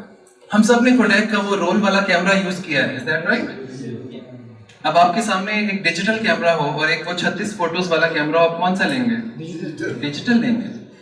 बहुत देर हो गई कोडैक से, और इनको अगर आप इनकी हिस्ट्री पढ़ें इनकी कंपनी की, तो पूरी दुनिया में इनको बहुत ज्यादा लेवल पर फायरिंग करनी पड़ी, लोगों को निकालना पड़ा, और ये सबसे बुरा बैंकरप्सी जो थी वो किसी कंपनी की थी। किसी हद तक ब्लैकबेरी किसी हद तक संभल गया, लेकिन वो भी स्मार्टफोन्स को मैनेज, स्मार्टफोन जितनी तेजी से आए, ब्लैकबेरी की जरूरत ही नहीं रही लोगों को। तो जो दो अल्फाज थे, अब आप समझ गए होंगे कौन से दो अल्फाज हैं?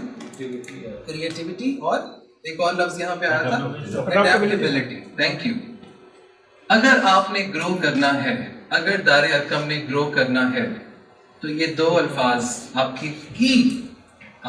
प्रायोरिटीज होने चाहिए। आप कितने क्रिएटिव हैं, आप जो प्रोवाइड कर रहे हैं वो तो बाकी लोग भी प्रोवाइड कर रहे होंगे, आप डिफरेंट क्या प्रोवाइड कर रहे हैं, कितने क्रिएटिव हैं आप, और आप बदलते हालात के साथ कितने अडेप्टेबल हैं। कितने स्कूल्स थे जिन्होंने कोविड के दौरान अपने बच्चों को रीच किया होगा, एंगेज किया होगा? क्या आपने किया, और क्या आपने बेहतर किया, या कितना बेहतर किया? अगेन डेटा की लैंग्वेज आ गई, इमोशंस नहीं, हमने बहुत अच्छा मैनेज किया, नो, कितना मैनेज किया, नंबर्स, परसेंटेजेस। तो अगर आप ये दो चीजें करने में कामयाब हो गए, तो फिर सर्वाइवल नहीं, फिर ग्रोथ होगी। और बड़ी ऑर्गेनाइजेशंस हर साल नए इंडिकेटर्स और नए परफॉर्मेंस गोल्स शेयर करती हैं अपने साथ हर साल। गूगल अगर आज ये कहकर रुक जाए कि बस हमने बहुत तरक्की कर ली, अब आगे नहीं बढ़ने की जरूरत, कुछ नया करने की जरूरत नहीं है, कोई आर्टिफिशियल इंटेलिजेंस नहीं, कोई रिसर्च नहीं, बस बहुत कमा लिया पैसा, क्या वो ऐसा करेंगे? नहीं। मजीद क्रिएटिविटी, और लोगों तक पहुंचो, और पैसा बनाओ, और आइडियाज शेयर करो, इनोवेशंस, एडेप्टेबिलिटी। आगे आने वाले हालात में क्या हो सकता है? अगर इस तरह का खुदा ना खास्ता पेंडेमिक आए तो गूगल क्या कर सकता है, वो कैसे हैंडल करेगा? ये डिस्कशन हर वक्त उनके रिसर्च और डेवलपमेंट ऑर्गेनाइजेशन इदारे के अंदर चल रही है, और लोगों को उसके साथ एक पेज पर लाया जा रहा है। ये किसी ऑर्गेनाइजेशन ने कर लिया तो फिर वो जल्द ही टॉप ऑर्गेनाइजेशन में उनका शुमार होगा। अब ये आपको क्लासरूम्स दिखा रहा हूँ, 100 साल पहले के क्लासरूम्स हैं। अब बात करते हैं कि हम कितने क्रिएटिव हैं और हम कितने एडेप्टेबल हैं। रिफ्लेक्शन, आईना। 100 साल पहले के क्लासरूम में और आज के क्लासरूम में क्या फर्क है? ये दोनों 100 साल वाले हैं? जी सर। 1920 में चर्चेस में क्लासेस होती थी, और ये रिसोर्सेज यानी पिक्चर्स अवेलेबल थी, टीचर्स अवेलेबल थे, डेस्क्स अवेलेबल थे। पब्लिक सेक्टर में तो है, तो गवर्नमेंट सेक्टर में इस आजकल बड़ी मेहनत कर रहा है। ओके, नहीं कोई चेंजेस होंगे तो आप बताइए, यकीनन जो है वो 40 से ज्यादा होते हैं एक क्लास में, ऑलराइट, और 80 तक भी जाते हैं। की जगह और एज का भी सब फैक्टर है। फेस टू फेस है, ओके। मोबाइल ऐप्स आ गई हैं, कोई ऐप्स नहीं है। इन 100 सालों में दुनिया कितनी बदली है? बदल गई है या नहीं बदली?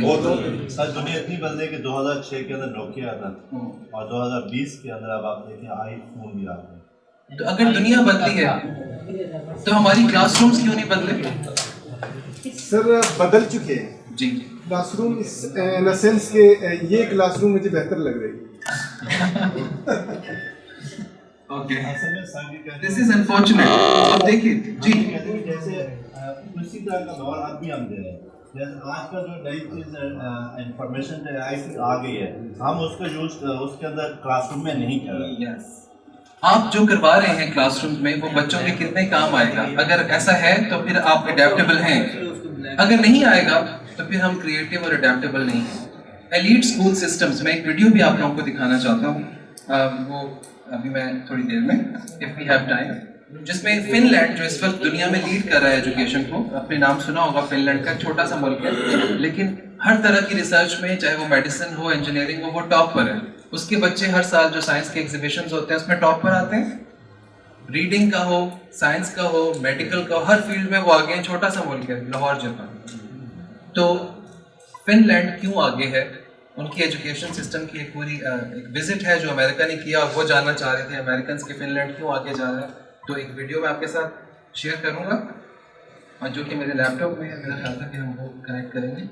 ओके, उस ज़माने में हमारी जो रिक्वायरमेंट थी उस क्लासरूम की वो ये कि हमें मजदूर चाहिए थे। 1920 में इंडस्ट्री नई नई डेवलप हो रही थी, तो तालीम का क्लासरूम का मकसद था क्लर्क्स पैदा करना, सिपाही पैदा करना, ठीक है। और ओके, हमें सिपाही चाहिए थे, हमें क्लर्क्स चाहिए थे, ठीक है। अब ये एक और रिसर्च, क्योंकि मैं हूँ नंबर्स का और रिसर्च का आदमी, ठीक है, तो मैं रिसर्च पे बहुत रिलाय करता हूँ, इमोशंस पे रिलाय नहीं करता। तो ये एक बुक है ब्रेक पॉइंट एंड बियॉन्ड, उसमें ये रिसर्च पब्लिश हुई। उन्होंने बच्चे लिए किंडरगार्टन के, बहुत छोटे 5 साल के बच्चे, तो उनके साथ उन्होंने डाइवर्जेंट थिंकिंग यानी क्रिएटिविटी, आप सब क्रिएटिव हैं, क्रिएटिविटी के साथ पैदा हुए हैं, उनके साथ रिसर्च की तो 98% रिजल्ट्स आए, यानी वो तमाम बच्चे 98% क्रिएटिव थे। उन्होंने प्रॉब्लम सॉल्व किए। सेम बच्चों के साथ 5 साल बाद एक्सपेरिमेंट्स किए गए तो उनकी क्रिएटिविटी बढ़ने के बजाय घट गई। स्कूल में मौजूद रहे, प्रेजेंट रहे, पास भी हुए, और 5 साल बाद उनकी क्रिएटिविटी 35% रह गई। मजीद 5 साल बाद उनकी क्रिएटिविटी 15% रह गई। एक कुदरत ने जो आपको बच्चा दिया था क्रिएटिव प्रॉब्लम सॉल्वर, आपने उसके साथ क्या किया? एजुकेशन ने उनकी थिंकिंग को रुइन कर दिया। तो हमारे जो क्लासरूम्स हैं, ट्रेडिशनल क्लासरूम्स, वो बच्चों को क्रिएटिव नहीं बना रहे, उनके पर काट रहे हैं। उनमें प्रॉब्लम सॉल्विंग की स्किल्स मौजूद हैं और हम उन्हें कहते हैं कि ये यहाँ से यहाँ तक याद करके आना। क्रिएटिविटी कहाँ गई? प्रॉब्लम सॉल्यूशंस कहाँ गए? राइट? तो हमें सीरियसली अपने जो टीचिंग मेथड्स हैं उनको रिवाइज करने की ज़रूरत है। हमें देखने की ज़रूरत है कि ये बच्चा फ्यूचर में जो करेगा वो उसको सिखाएगा। राइट? तो हमने इसको कंक्लूड भी करना है। अच्छा, अब ये लाइफ है डिजिटल एज की। आप सब इंटरनेट के बगैर सर्वाइव कर सकते हैं? आपको एक मैसेज भी आता है हेड ऑफिस की तरफ से, तो वो व्हाट्सएप पर आता है, राइट, या ईमेल पे आता है, उसके बगैर नहीं। और बच्चा जो फ्यूचर में होगा वो भी इंटरनेट डिजिटल के बगैर सर्वाइव नहीं करेगा। तो डिजिटल का एलिमेंट एज ए लीडर आपने लाना है। अब मैं जानता हूँ कि आप में से कुछ लोग remote areas, far flung, tough areas से बिलोंग करते हैं, बहुत प्रॉब्लम्स हैं, लेकिन मोबाइल फोन वहां पे भी है आपके पास, एक्सेस इंटरनेट की आप सबके पास है, ऐसा है? ओके, मजीद आगे बढ़ते हैं कंक्लूजन की तरफ, हम जो है वो आहिस्ता आहिस्ता। अच्छा, ये एक बुक है digital natives and digital immigrants. हम सब जो है ना वो डिजिटल इमिग्रेंट्स हैं, यानी हम जिस दौर में पैदा हुए थे टेक्नोलॉजी नहीं थी, ऐसा ही है, और हम फिर इमिग्रेंट हुए टेक्नोलॉजी के ऊपर, हमने शिफ्ट किया। लेकिन आज के जो बच्चे हैं वो क्या हैं? डिजिटल नेटिव्स हैं, वो टेक्नोलॉजी के साथ पैदा हुए हैं। और रिसर्च ये कहती है कि वो बच्चों का लर्निंग स्टाइल फंडामेंटली डिफरेंट है, यानी आपने जिन तरीकों से सीखा वो तरीके उनके लिए उन पर अप्लाई नहीं होंगे। लास्ट जो हमारा एलिमेंट है वो पेरेंटल इन्वॉल्वमेंट है। पेरेंट्स को कैसे इन्वॉल्व करें, तो कुछ चीज़ें जो बहुत बड़े school systems across the world कर रहे हैं वो आपके साथ शेयर कर देता हूँ। पहले तो है कि हमने, अब ये आपको लगता है कि लगेगा कि ये रिस्पॉन्सिबिलिटी एक्स्ट्रा है, लेकिन ये भी ज़रूरी है, पेरेंट्स को ये बताना कि आपने कैसे बच्चों को रेज करना है, ये भी स्कूल की रिस्पॉन्सिबिलिटी। पेरेंट्स को बुलाकर ये बताना कि बच्चों की आप कैसे हेल्प करेंगे, बच्चों को कैसे उनकी परवरिश करेंगे, ये भी हमने ही बताना है स्कूल ने, क्योंकि और उनको कोई बताने वाला नहीं है। तो आप में से कितने स्कूल्स में पेरेंट्स की काउंसलिंग हुई है? Raise your hand. Okay, good. उनको बुलाएं, उनके साथ एक्सपीरियंसेस शेयर करें, उनके साथ ऐसी चीज़ें शेयर करें जो बच्चों के लिए यूजफुल हो। फ़ायदा आपको होगा, फ़ायदा माशरे को होगा, तो ये इन्वेस्टमेंट आपकी ज़ाया नहीं जाएगी। ओके, कम्युनिकेटिंग, पेरेंट्स के साथ जो आपकी कम्युनिकेशन है उसको हम कैसे इम्प्रूव कर सकते हैं, बढ़ा सकते हैं। रिपोर्टिंग सिस्टम्स आ चुके हैं, लर्निंग मैनेजमेंट सिस्टम्स आ चुके हैं, तो कितने स्कूल्स जो हैं वो पेरेंट्स के साथ रिपोर्ट करते हैं, डेली कम्युनिकेट करते हैं? सारे करते हैं। सभी करते हैं? गुड, ठीक है। ओके, वॉलंटियरिंग, ये भी एक बहुत इंपॉर्टेंट कॉन्सेप्ट है। एक दिन मनाया जाए, ये तमाम बड़े स्कूल सिस्टम्स में जो इंटरनेशनली एग्जिस्ट करते हैं, दायर अरकम भी एक बड़ा स्कूल सिस्टम है पाकिस्तान में, तो एक ऐसा दिन मनाया जाता है, फॉर एग्जाम्पल आपको ऐसी एग्जाम्पल देता हूँ जो हम कर सकें इंस्टेंटली। आपके क्लास में एक बच्चा है जिसके फादर एक पुलिस ऑफिसर है और उनकी एक सक्सेस स्टोरी है, मतलब एक ऐसे हम्बल बैकग्राउंड से थे, फिर वो तरक्की कर गए, आगे बढ़े। अब वो पुलिस ऑफिसर को अगर आप बुलाएं क्लास में कि वो अपना एक्सपीरियंस बच्चों के साथ शेयर करे, उनको इंस्पायर करे, अपनी सक्सेस स्टोरी शेयर करे। कोई लॉयर हो सकता है, कोई इंजीनियर हो सकता है, कोई रिफॉर्मर, कोई फिलैंथ्रोपिस्ट। उनको बुलाकर आप उनको बच्चों के साथ कम्युनिकेट करने का मौका दें। क्या ये हो सकता है? पूरी दुनिया में होता है और ये फ्री की करियर काउंसलिंग है। एक आर्मी ऑफिसर है, आपके स्कूल के बच्चे का फादर है, आप उसको रिक्वेस्ट करें कि सर स्कूल आपको इनवाइट करना चाहता है कि आप बच्चों के साथ एड्रेस करें। बच्चों के कुछ क्वेश्चंस हैं आर्मी के बारे में, बच्चे आर्मी में जाना चाहते हैं वगैरह वगैरह। तो क्या होगा, दो फायदे हासिल होंगे। कम्युनिटी के साथ आपकी इंगेजमेंट स्ट्रेंथन होगी और लेट मी टेल यू बच्चों की काउंसलिंग होगी और let me also tell you कि आपके नंबर्स भी आगे जाएंगे। ज़्यादा एनरोलमेंट, ज़्यादा रिजल्ट्स। बच्चे जब मोटिवेटेड होंगे तो रिजल्ट्स भी क्या होंगे? बेहतर होंगे। Helping students learn at home, घर में कैसे बच्चों ने वक्त गुजारना है। अक्सर टीचर्स का ये होता है कि बच्चे घर जाके बैग हैंग कर रहे हैं, तो ये भी हमने ही बताना है कि कैसे मैनेज करना है और पेरेंट्स को भी हमने गाइड करना है। फिनलैंड इसलिए चूज किया क्योंकि ये मुल्क 1970 में और 1980 में बहुत पीछे था, इसका कोई नाम लेने वाला भी नहीं था और बहुत अरसा नहीं गुजरा 1980 और अब ये लीडर्स में शुमार होता है। चाहे आपने इकोनॉमी की कोई करनी हो, नई पॉलिसी पूरी दुनिया में बनानी हो, मेडिसिन की, वैक्सीनेशन की, आप फिनलैंड के बगैर नहीं करते या उनको इन्वॉल्व करते हैं। तो ऐसा इतने कम अरसे में, 40 साल में बहुत बड़ा अरसा नहीं होता, तो उसमें अगर ये आया है सामने फर्स्ट वीडियो से, ऑडियो भी आ जाएगी। Alright. तो अच्छा एक चीज, इसको स्टॉप कीजिएगा जस्ट एक मिनट। 3 चीजें आपने नोट करनी है जो हम फिनलैंड से सीख सकते हैं। इस दौरान आपने 3 चीजें ऑब्जर्व करनी है और फिर मैं आपसे पूछूंगा कि वो कौन सी है। Sir please.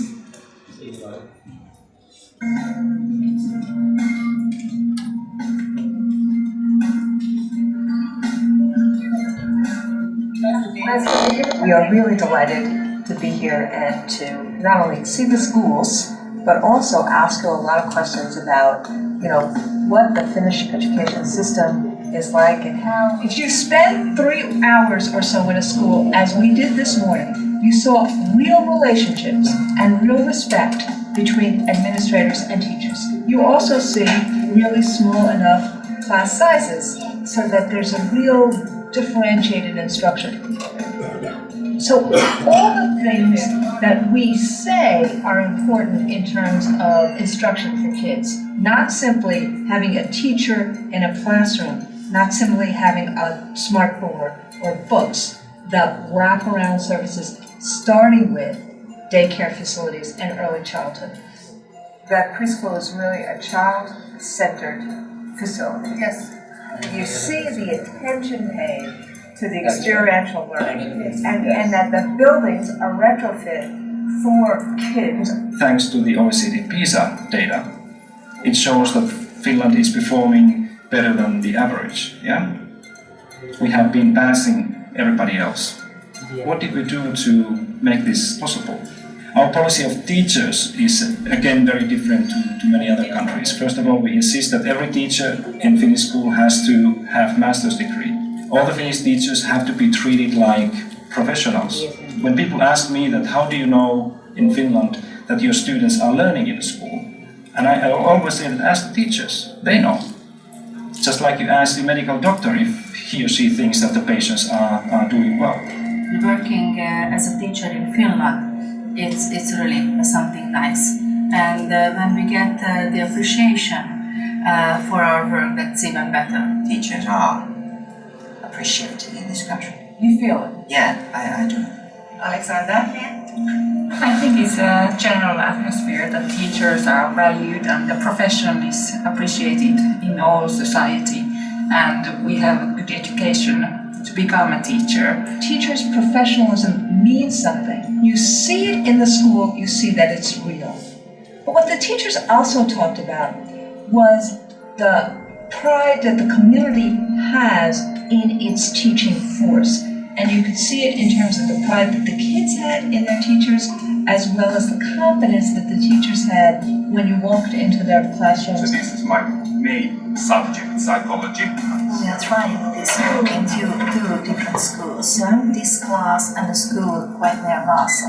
One teacher in particular was talking about a new textbook and had called the publishing company about it, and they were changing it based upon what her suggestions were. So that just blew me away, because here she was talking as if this happens every day. 20 lessons a week. 20 lessons. Yes, but they work another 20, preparing lessons and marking papers and so on. So it's not only teaching hours. They have other duties as well. The number of teaching hours, there's almost a 50% difference between the teachers in Finland and in the United States. What are they doing when your teachers are sweating in the classrooms? They're working on their curriculum development, they're working with parents or consulting students or so. But if they don't have a classroom, then they can also working here, and then they have some space. This is so different than in the United States, where teachers actually have their own office space, they have their own lockers, they have computers here, they have phones here. There's a professionalism about this that you just never see for teachers in the United States. If you go to Finnish school and say that mathematics, reading and science are the most important subjects, they will kick you out, because this is not the way we understand learning. You saw the integration in terms of content areas, whether it be cooking and art and music and industrial arts and calculus and literacy. And you saw the integration between technology, human interaction, and textbooks. When we talk about how there's no one-size-fits-all, you saw that clearly in the schools that we saw today. This whole business of education is run by the educators. And that's why the communication and dialogue within this community is very different. Really, really appreciate the time. Thank you.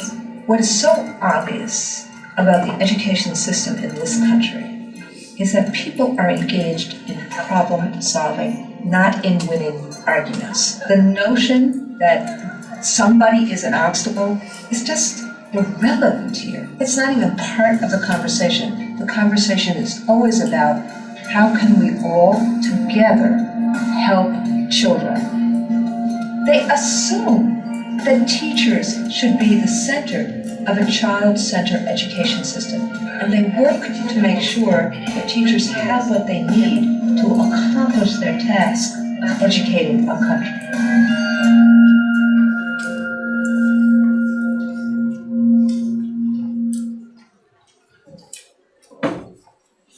All right. So feedback forms, evaluation forms आपके पास आ रहे हैं, क्योंकि again data is important.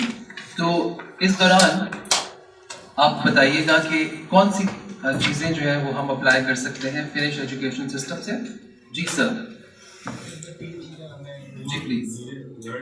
एक तो child centred facility, ठीक है, attractive facility है कि बच्चों के लिए समझ लें कि एक बड़ी अट्रैक्टिव फैसिलिटी उन्होंने इस्टेब्लिश की है. दूसरी चीज़ जो है कि I mean teachers they are the honour for the society.